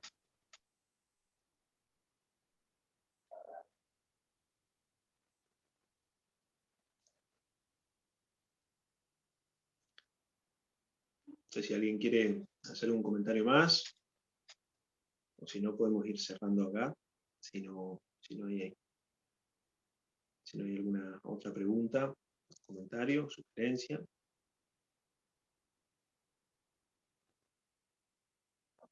No, yo por momentos, o sea, como que pensaba, ¿cómo estás, Mati? Buenas noches. Bien. Por momentos, claro, pensaba, se me mezclaba, porque claro, digamos, siempre entendía lo de Marx, pero claro, se me iba a la cabeza el capitalismo ahora, y después, claro, digo, no, o sea, es en el contexto de Marx, de Inglaterra, Exacto. ya que el tiempo, claro, entonces ahí, claro, ahí dije, no, o sea, lo tengo que adaptar al tiempo de él. Entonces, claro, no puedo estar comparando con el capitalismo, digamos, que evolucionó de otra manera. No, claro. sí, pero igual, Juan, o sea, en la época que escribió Marx, o sea, tampoco es que Marx escribió en la Edad Media, ¿no? O sea, escribió El Capital de final del siglo XIX. O sea, de 1868, el primer tomo. Entonces, estamos hablando de que ya en esa época había un sector de servicios bastante desarrollado en la Inglaterra de su época. Se vendían seguros, habían servicios jurídicos, habían servicios médicos, la gente pagaba por un médico, pagaba por un seguro, pagaba por lo que sea. Entonces, eso eran bienes económicos, porque la gente, o sea, parece ser que la gente reconocía un valor en ello, pero no eran una mercancía en los términos de Marx. Entonces, no es que Marx solamente tenía a la vista mercancías físicas y por lo tanto no podía pensar más allá de eso. Es más, el padre era abogado, y sin embargo, por ejemplo, el padre no producía ninguna mercancía, ni tampoco era un capitalista, era un profesional, como lo puedo ser yo, como lo puede ser cualquier otro profesional universitario. Entonces, la gente le daba dinero a su padre por hacer servicio jurídico. ¿Y eso cómo se explica en los términos de Marx? Bueno, no se explica. No se explica. Claro, eso es lo que yo pensaba. También. Por momentos, cuando yo te escuchaba, pensaba en vos, y pensaba, digo, que claro, que sos docente, y yo digo, pero ¿y cómo pensaba en el capitalista y el obrero? Entonces yo pensaba, digo, ¿y quién sería el capitalista digamos, porque vos vendrías siendo el obrero, digamos? ¿Y el capitalista quién vendría a ser en este caso? Bueno, es complejo eso, porque... Claro. Porque mira, te explico. Marx, a ver, ¿cómo decirlo? Es complejo, porque, y esto pasa en muchos escritos de Marx, que los conceptos fundamentales de su teoría no están definidos. Entonces eso es un problema serio para el momento de comprender. Por ejemplo, el concepto de clase no está definido en Marx en ningún lado. Solo está en el último capítulo del Capital, que es un fragmento que tomó Engels, y está partido a la mitad. O sea, está incompleto. Entonces, no tenemos una definición de clase. Entonces, imagínate que si uno de los elementos fundamentales de la teoría marxista de la historia es la lucha de clase, no tenemos el concepto de clase, entonces eso ya es complejo. Pero en el manifiesto comunista sabemos que en la sociedad capitalista está dividida en dos clases, ¿no? Burgueses y proletarios. Eso es claro. Ahora, en escritos ya más de madurez de Marx, como puede ser el 18 Brumario de Luis Bonaparte, por ejemplo, cuando él analiza el golpe de Estado que da Napoleón III, ¿sí? Emulando, digamos, el golpe que dio su tío, digamos, Napoleón Bonaparte, Marx ahí introduce otras categorías en materia de clase, como puede ser, por ejemplo, el lumpenproletariado, ¿sí? Ese concepto lo introduce en ese libro, en el 18 Brumario. Es algo extraño, porque es básicamente ese campesinado desclasado, o gente que por ahí tiene una vida bastante disoluta, cosas así, ¿no? O sea, esa gente que, digamos, los lumpenes vendrían a ser como esa gente humilde de muy bajos recursos, pero que no son obreros, y por lo tanto no pueden ser entendidos como proletarios, y constituyen una clase aparte. También, por ejemplo, en escritos posteriores, Marx habla de la pequeña burguesía, ¿no? De los pequeños comerciantes o los pequeños productores, pero que serían burgueses como tal, por definición. Entonces, muy complejo. En términos digamos, el panorama que pinta Marx en términos de clase es bastante complejo, porque uno por ahí se puede quedar con la idea de, bueno, hay solamente dos clases, a nivel histórico, siempre, constante, es decir, los propietarios de los medios de producción y los que no tienen los medios de producción y tienen que trabajarlos, que dependiendo del momento histórico, pueden ser esclavos, amos, siervos, señores feudales o proletarios y capitalistas. Pero lo cierto es que, obviamente que suena reduccionista esa división, ¿no? Porque a lo que voy es, una de las críticas que uno le puede hacer es que, digamos, y conectando esto que hablamos del proceso de valorización, es decir, no todos los agentes económicos obtienen ganancia a través del proceso de trabajo. Eso es una tesis que uno puede decir. Es decir, hay agentes económicos que obtienen ganancia por fuera del proceso de valorización en los términos que los definió Marx. Es decir, yo para hacer ganancia o para obtener ganancia como profesional no tengo por qué contratar a alguien que trabaje para mí. Claro. Entonces, con esa tesis, uno ahí puede ver cómo empieza a flaquear la concepción marxista del proceso de valorización. Porque para Marx, la ganancia del capitalista siempre está en el proceso de producción. Siempre, siempre. Entonces, la ganancia que puede tener, por ejemplo, el usurero o el prestamista, en definitiva, siempre se va a remitir a la ganancia digamos, en los términos que él plantea, digamos, como absorción de plusvalor. Salvo la única excepción es la renta del trabajo, porque ahí, claro, ahí Marx se encuentra con un problema muy serio, que es cómo determinar el valor de la tierra si la tierra no la produjo ningún tipo de trabajo humano. Entonces ahí vienen consideraciones más de tipo ricardiano que no vienen al caso comentarlas. Pero sí es cierto que Marx sabía que tenía ciertos límites su teoría. Y algunos autores marxistas, por ejemplo David Harvey, dicen, bueno, pero en realidad Marx no se ocupó en desarrollar demasiado la teoría del valor, porque en esa época era como una cuestión obvia, ¿no? Era indiscutida, entonces era algo tan evidente y tan simple que Marx dedicó poco tiempo a desarrollar la teoría del valor. Claro. Es posible que sea así. Pero lo cierto es que las ambiciones de Marx, es decir, de explicar todo el proceso de capitalista a través del proceso de trabajo, o el proceso de valorización que supone el proceso de trabajo, parece ser un poco defectuoso en ese sentido, porque hay mucha ganancia que se produce en un sistema capitalista en donde no interviene el trabajo humano, ¿no? O por lo menos no interviene la contratación de fuerza de trabajo. Claro. Claro, es, digamos, un trabajador individual, por ejemplo, o sea, Exacto, autónomo. claro. O un pequeño comerciante, por ejemplo. Un pequeño comerciante. Entonces, desde el momento que para Marx el proceso de intercambio no produce valor, y tiene sentido que no produzca valor en los términos de él, porque en la esfera de intercambio solamente se intercambian equivalentes, entonces digamos, lo único que eso es, digamos, como un cambio de figurita en términos de yo te doy tanto valor y tú me das la misma cantidad de valor. Entonces, la única forma de producir más valor en los términos de Marx es a través del proceso de trabajo. Entonces, cualquier otra forma de ganancia termina siendo algún tipo de rapiña al plusvalor del capitalista, ¿no? Es decir, para Marx el capital comercial funciona así, el capital usurario también funciona así, porque en definitiva, por ejemplo, en el caso del capital usurario, el capital de préstamo, la ganancia se explica por la porción de plusvalor que obtiene el prestamista, digamos, a través del pago. ¿no? De intereses. ¿De dónde sale ese pago de intereses? Bueno, sale del plusvalor que el capitalista les trajo al obrero y que por lo tanto tiene que utilizar parte de ese plusvalor para pagar al prestamista que le prestó el dinero para obtener el capital variable o el capital constante. Lo mismo con el capital comercial. Las ganancias, en definitiva, terminan siendo siempre absorciones indirectas de plusvalor. Pero claro, es una forma muy, muy reduccionista. Y además ahora, tampoco tiene sentido, Mati, porque en realidad si hubiera un equilibrio en el intercambio, ¿por qué se produciría? ¿Entendés? En realidad el intercambio en sí mismo hay un agregado de valor, que es donde se encuentra la riqueza, que de repente está en la confianza o en la esperanza futura, digamos, yo qué sé. Exacto. Tampoco tiene sentido que haya intercambio sin riqueza, ¿no? Pienso.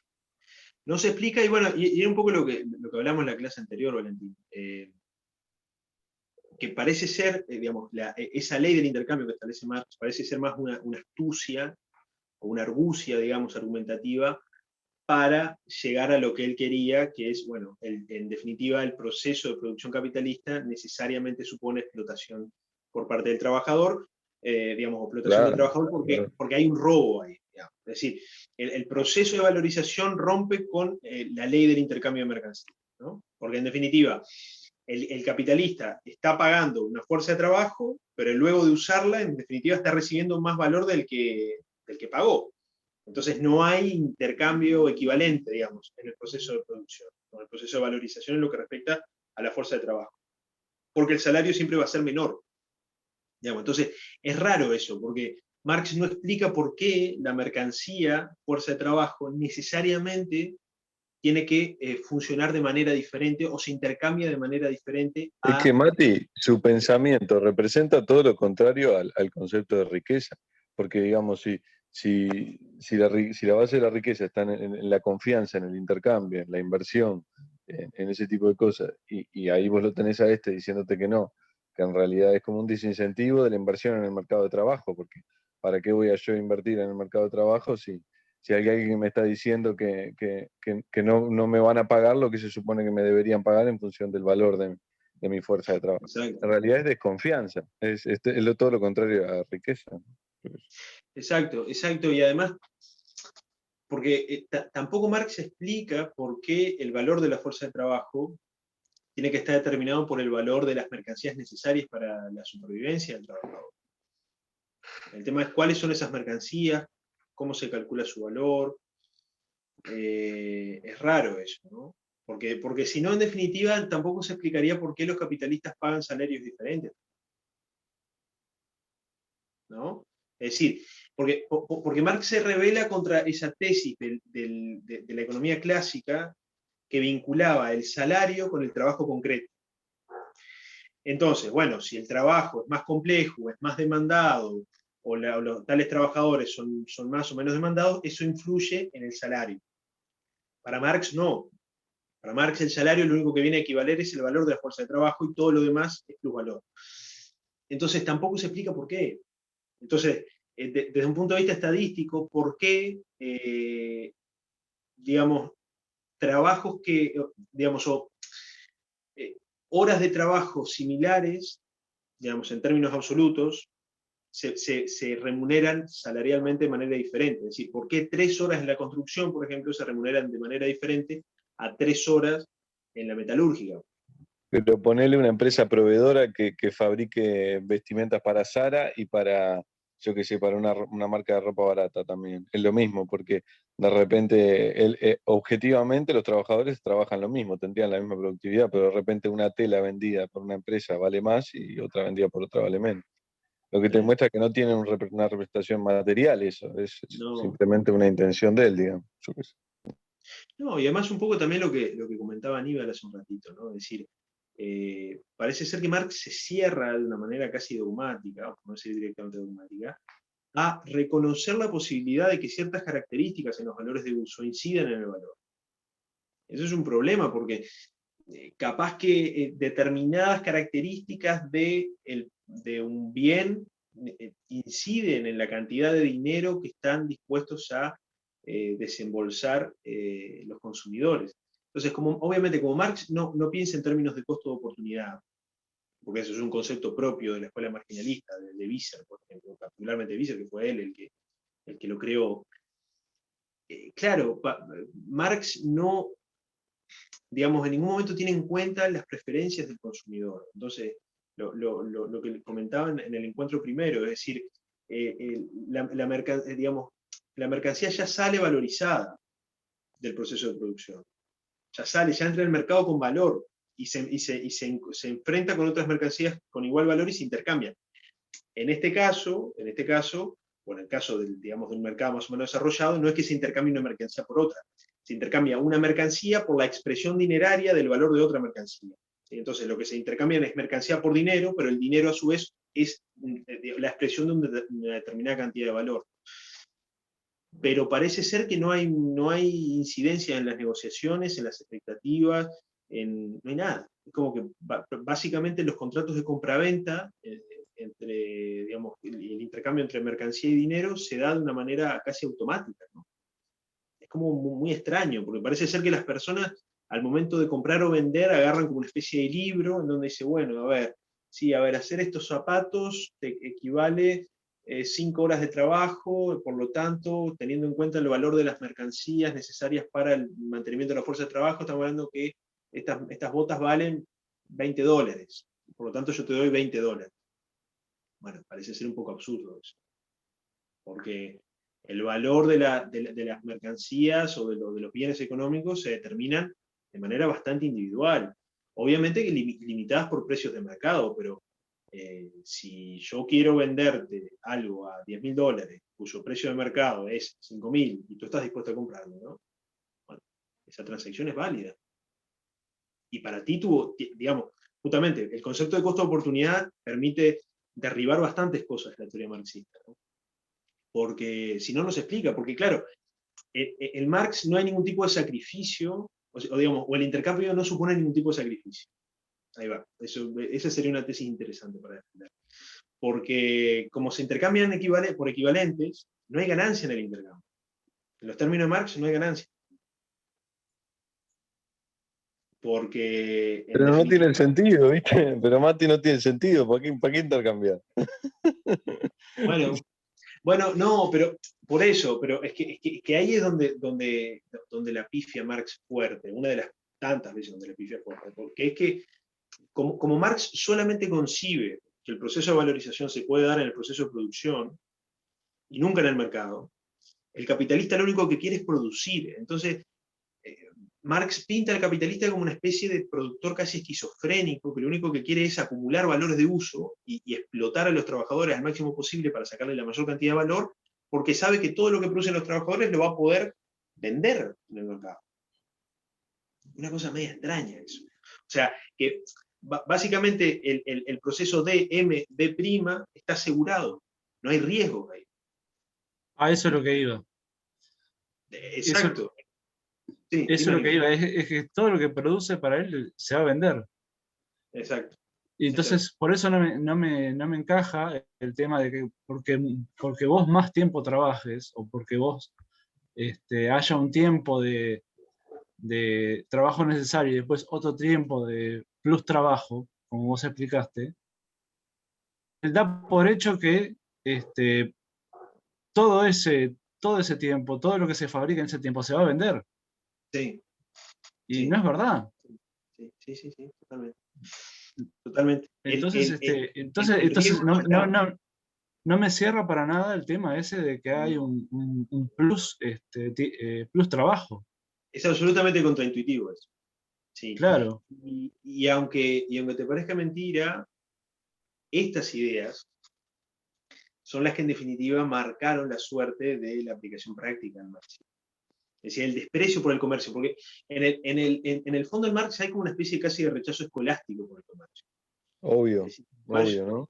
Tiene toda la pinta eso. Claro, es como que el comercio en definitiva es algo despreciable, no produce valor, en definitiva donde se cuecen las habas del capitalismo es en el proceso de producción, y bueno, ya está. En definitiva, como lo único que produce valor es el trabajo vivo, en el proceso de producción, en el proceso de intercambio, los comerciantes intercambian mercancías que son trabajo muerto, no es trabajo vivo. Entonces, te voy a decir un caso, Matías.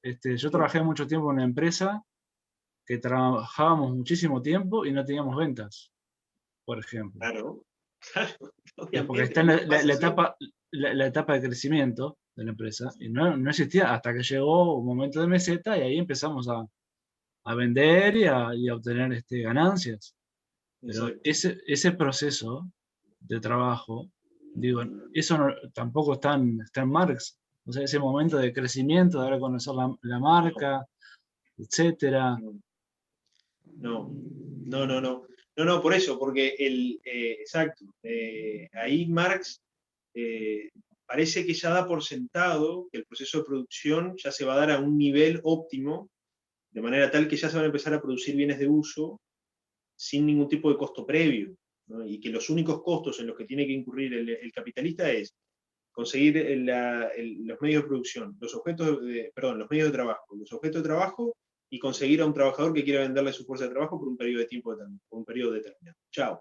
Ya con eso, ya el capitalista va a estar en condiciones de producir valores de uso y ya va a empezar a absorber plusvalor antes de que esos valores de uso se vendan. Por eso es absolutamente contraintuitivo, muy contraintuitivo. Y una de las razones de eso es que Marx era profundamente hegeliano y por lo tanto, si uno lee el capítulo primero del Capital, es una abstracción tras otra, una abstracción tras otra, y no hay ningún tipo de dato concreto. Marx no da digamos, no da precios históricos. Eso es lo increíble. Es decir, que te pueden decir, bueno, sí, en realidad el precio del trigo en los últimos 200 años se ha mantenido de manera constante porque en realidad el valor de los bienes necesarios para la supervivencia o la conservación de la fuerza de trabajo, no, eso no existe. Es una abstracción pura. Lo que Marx hace es derivar consecuencias lógicas de su premisa y eso lo lleva a afirmaciones que, claro, no tienen sustento empírico. Cero, no lo tienen.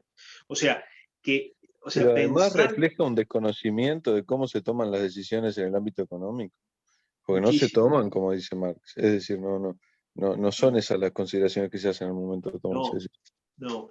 Y lo increíble que, a ver, Marx estuvo muy lejos digamos, de las funciones empresariales, ¿no? Porque él nunca tuvo una empresa, ni tampoco fue nunca un trabajador asalariado.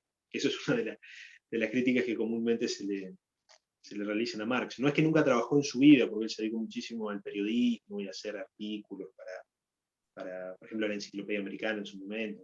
Sí, Tiene pero un nunca artículo. pisó una fábrica, eso es lo que se dice.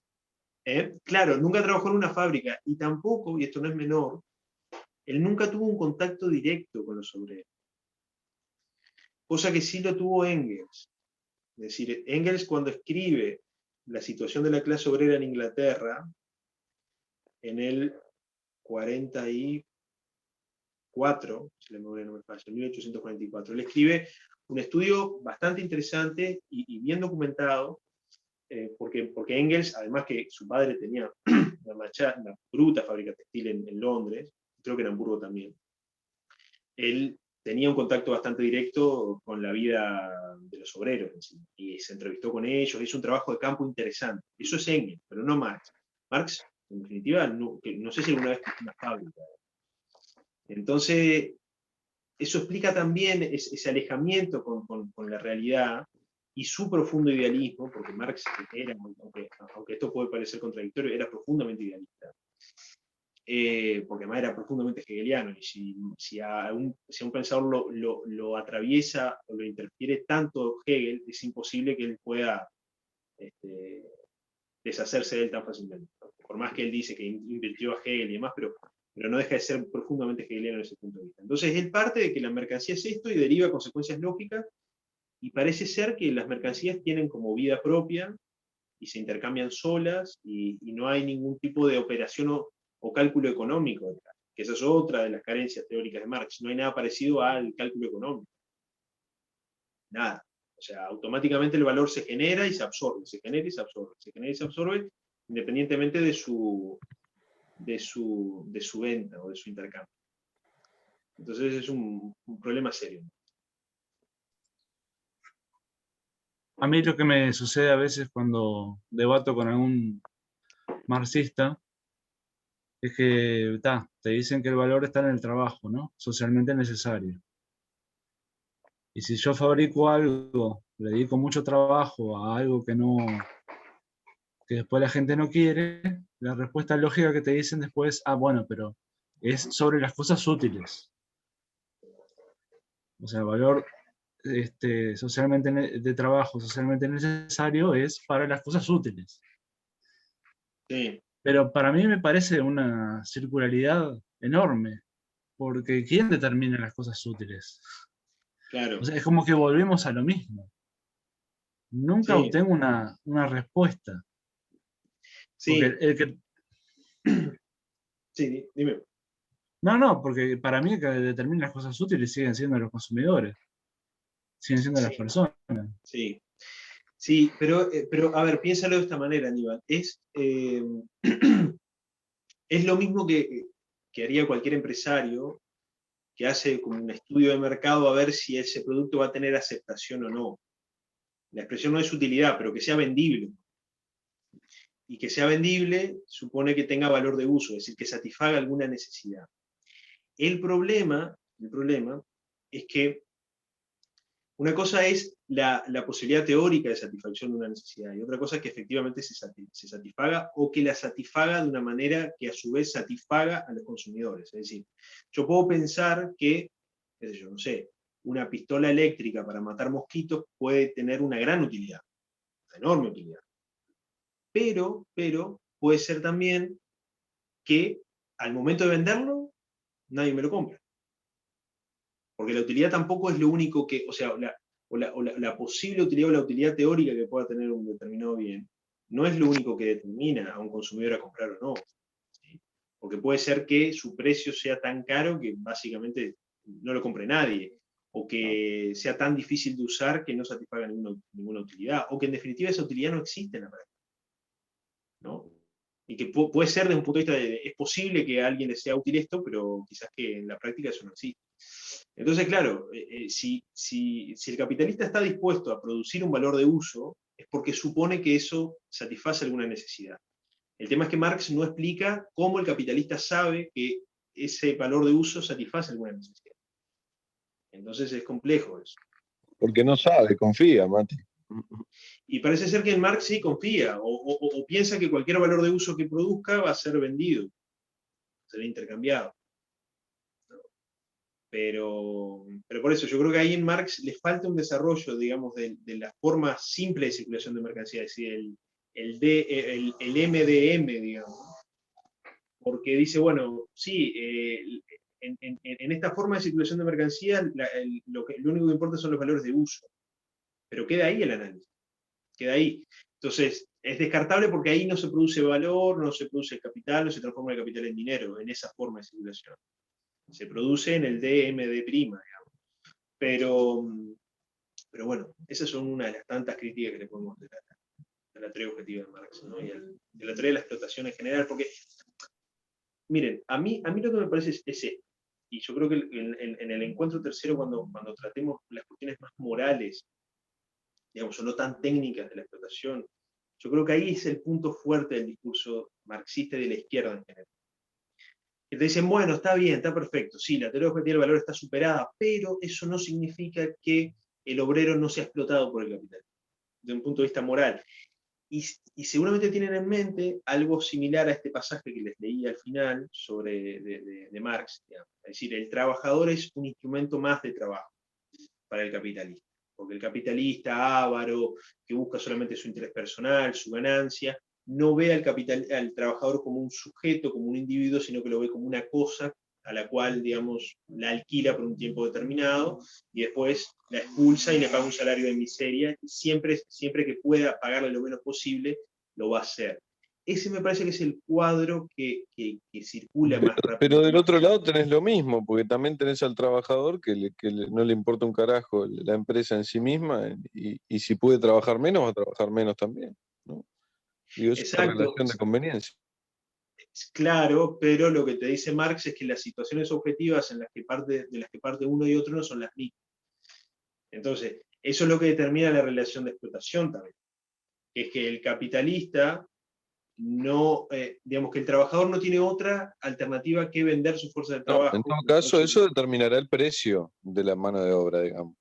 pero no, Sí, pero pero el Marx determina una condición estructural, digamos, del proceso de trabajo, que es que los trabajadores no trabajan porque quieren, ese es, sino que trabajan porque no tienen otra, o está entre morirse de hambre o trabajar. Así es como lo pinta Marx.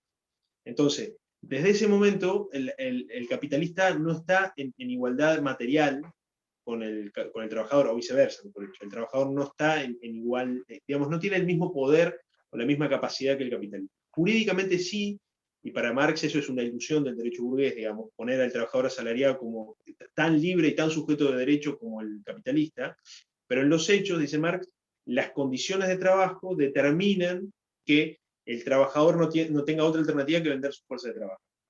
Y a partir de ahí se dan toda una serie de relaciones de explotación, de dominio, de alienación, que están signadas por el carácter no voluntario del trabajo. Entonces, el trabajo asalariado para Marx es tan poco voluntario como el trabajo esclavo. Lo único es que la diferencia está en que el salario tiene efectos, digamos, retóricos o ideológicos en la ideología burguesa que son muy importantes, porque marcan como un corte, una separación, por lo menos conceptual, entre el trabajo asalariado y el trabajo esclavo, o el trabajo feudal, digamos. Pero para Marx, en definitiva, es básicamente lo mismo, porque hay una parte, que es la parte del plus trabajo, en donde el capitalista se transforma en amo del trabajador, digamos, del obrero, porque el obrero trabaja para el capitalista sin ningún tipo de remuneración. Pero en realidad el problema, en el fondo, siempre es un tema de precio, ¿no? Porque en el esclavo es la mano de obra con precio más bajo, digamos, y la de un país rico, la mano de obra con precio más alto. Digo, el problema en el fondo no es ese, es la riqueza. Cuando no hay riqueza, me parece, ¿no?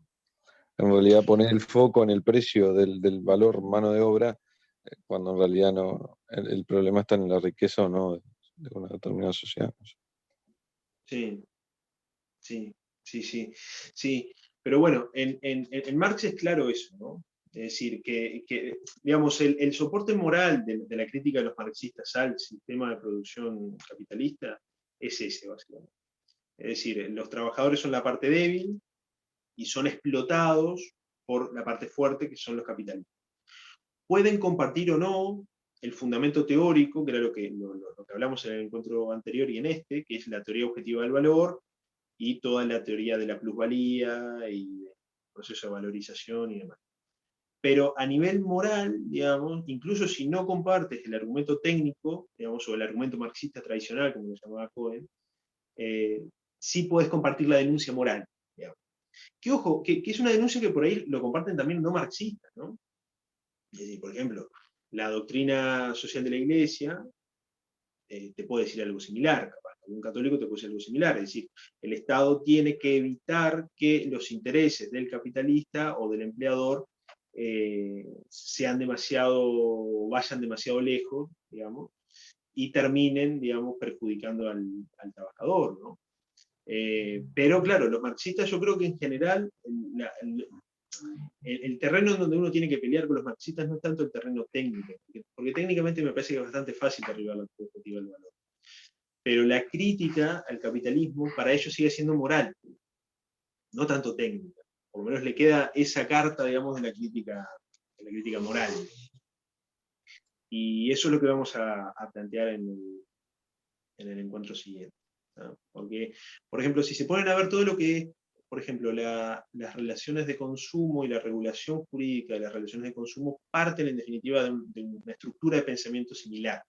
Es decir, hay una parte que tiene mayor poder normativo negocial que otra, y por lo tanto eso justifica que el Estado le dé un estatus privilegiado al consumidor. Eso lo podemos ver también, qué sé yo, en la crítica que hace la CEPAL, ¿no? Digamos, a las relaciones entre centro y periferia. Uno lee a Raúl Prebisch, por ejemplo, va por esa línea, digamos.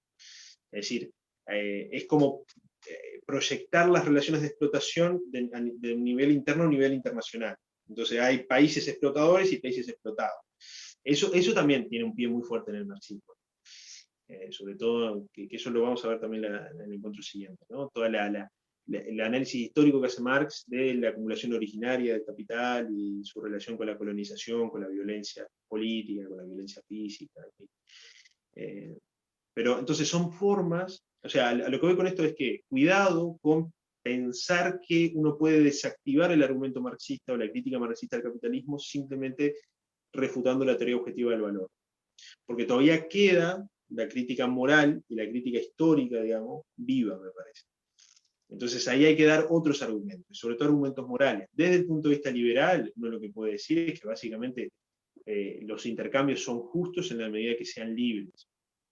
¿Sí? Y si el trabajador libremente vende su fuerza de trabajo, independientemente de las condiciones materiales que puedan hacer, digamos, que puedan llevar a un trabajador a vender su fuerza de trabajo, siempre y cuando no haya coacción física, no haya violación de ningún derecho individual, ese intercambio es plenamente justo y el capitalista tiene todo el derecho a quedarse con la totalidad del producto. ¿Sí? Pero bueno, a lo que voy es, solamente tirando o derribando o refutando la teoría objetiva del valor no es suficiente. Sí, Juan Ramón Rayo hace en ese sentido, hace algún aporte en la alienación, por ejemplo, porque él dice que hay más alienación en el comunismo antiguo, lo que llama Marx el comunismo original, previo al capitalismo, y en el socialismo real.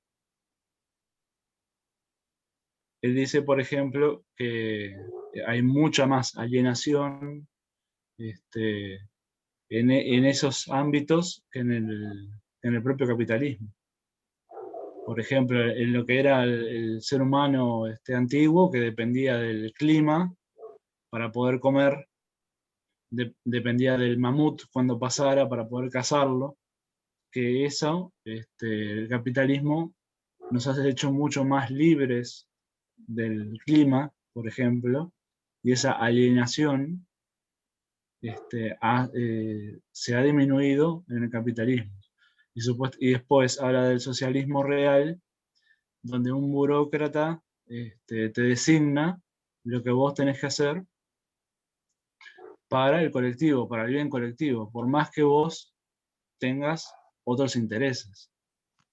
Claro. Entonces Rayo dice, bueno, eso es mucho más alienante que bueno, lo que pasa en el capitalismo, que uno tiene una cierta variedad de profesiones y de cosas que uno puede elegir, o sea, uno no es totalmente libre, ¿no? Pero tiene un rango mucho más amplio de elección en este tipo de sistemas, en este tipo de socialdemocracias que vivimos, que en los dos comunismos que se plantean en Marx, por ejemplo.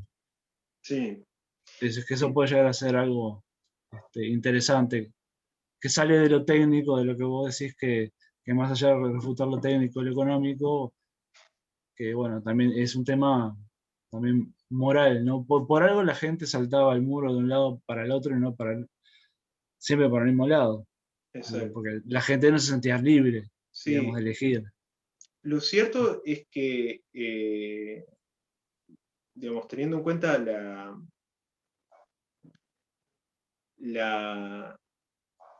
digamos, la teoría marxista de la alienación, ¿no? Teniendo en cuenta eso, uno tiene que la alienación respecto al producto y la alienación respecto al proceso de producción, que son, yo creo que lo comenté en el encuentro anterior, eso está básicamente en los manuscritos del 44, ¿no? que es donde Marx desarrolla el grueso de la teoría de la alienación. Lo cierto es que estas dos dimensiones de la alienación, el socialismo real, no solo que no las solucionó, sino que las agravó. Es decir, A eso voy. Exacto, entonces no es que en la Unión Soviética el producto del proceso de trabajo fuera automáticamente de propiedad de los trabajadores o se repartiera de manera equitativa, sino que era de propiedad del Estado. Entonces, lo único que pasó fue que se cambiaron los empleadores, digamos. Pasó de ser un capitalista privado a ser un capitalista estatal. Nada más, un conjunto de burócratas. Lo mismo respecto a la alienación respecto al proceso de producción. El trabajo en la Unión Soviética no dejó de ser trabajo alienado, sino que los trabajadores trabajaban ahora para el Estado, para el partido, y no para un capitalista individual, pero dejaban, digamos, seguía siendo trabajo para otro. nunca trabajo para uno.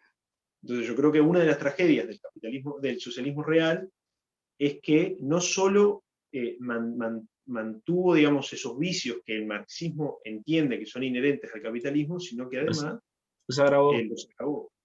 Claro.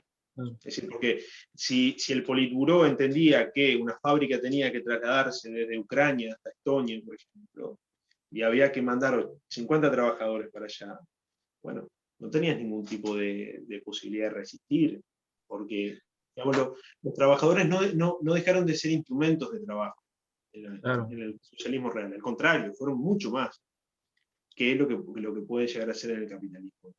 Tanto así que Claro. hasta la exterminación física o la eliminación física. Sí, sí. Y además me pareció interesante porque la primera vez que escuchaba una crítica a la frase famosa de cada cual sus capacidades, a cada cual sus necesidades, algo así. No me acuerdo bien cómo es el orden. Pero A cada cual según sus necesidades y de cada quien según sus posibilidades. ahí está. Y lo que decía Rayo era algo muy interesante.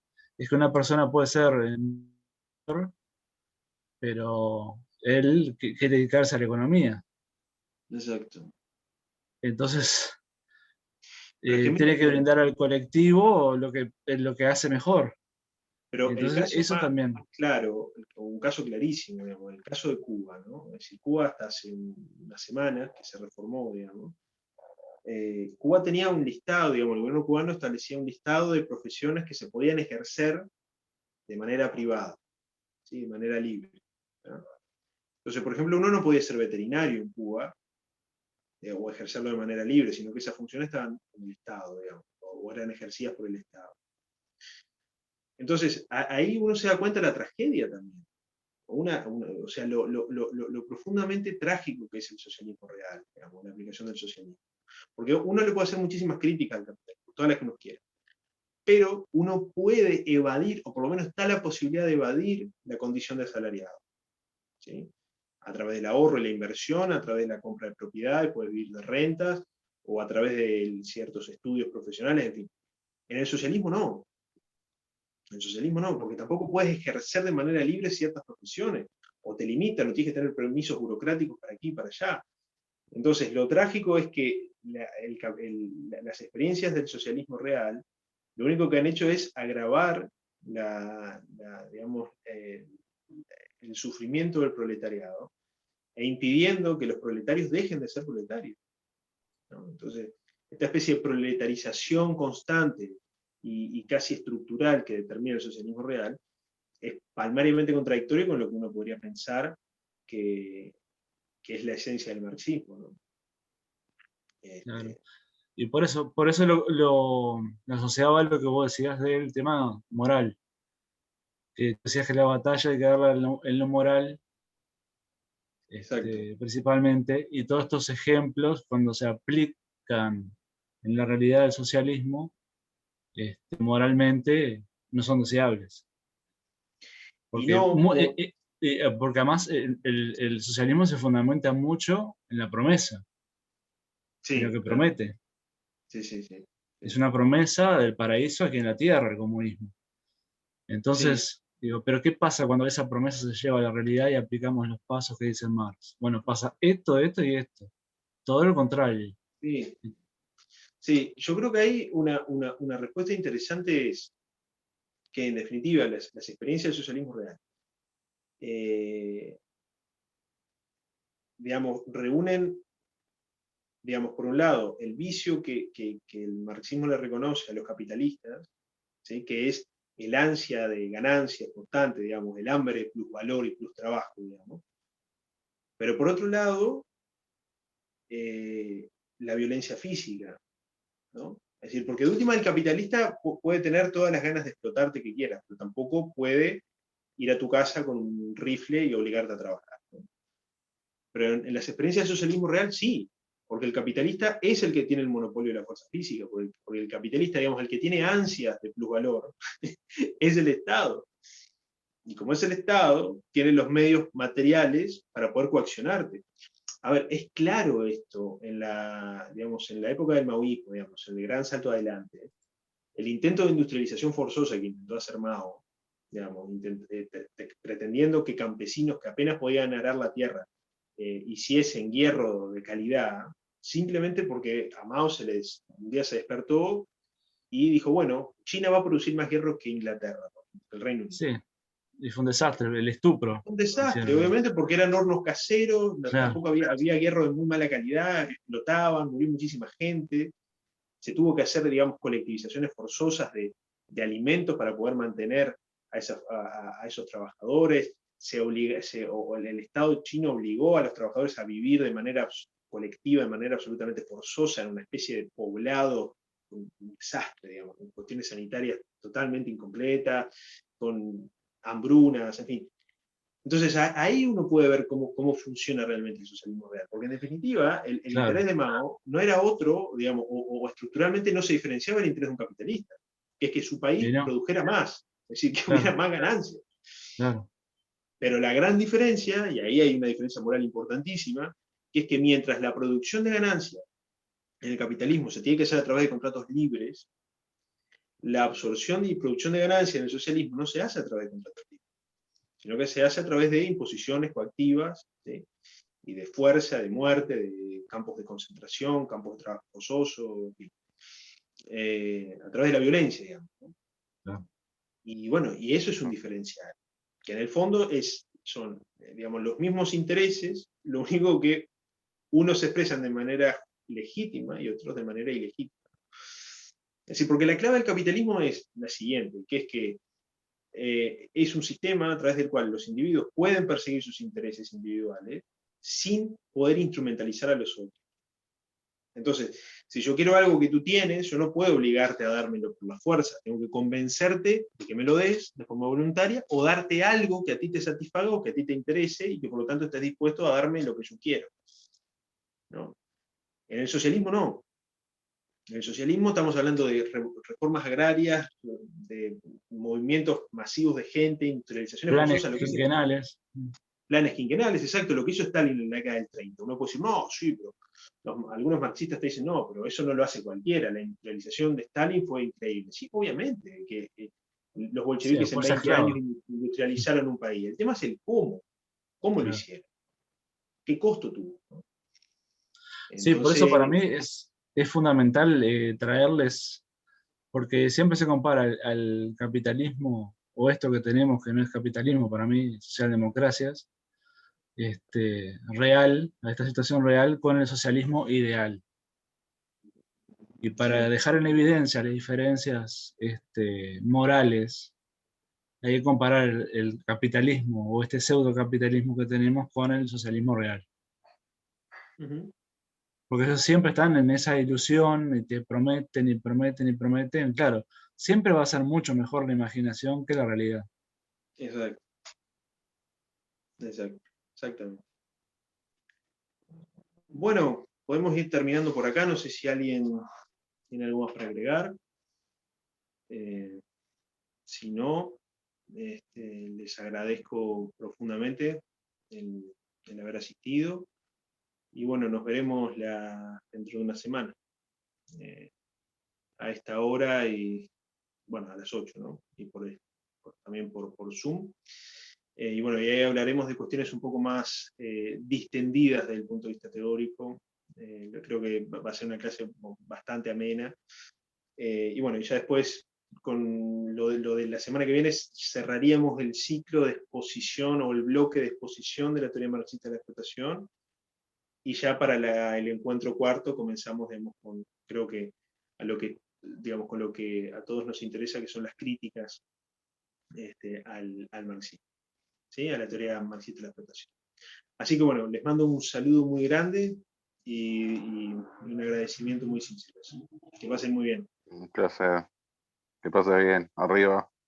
Chao. Chao, chao.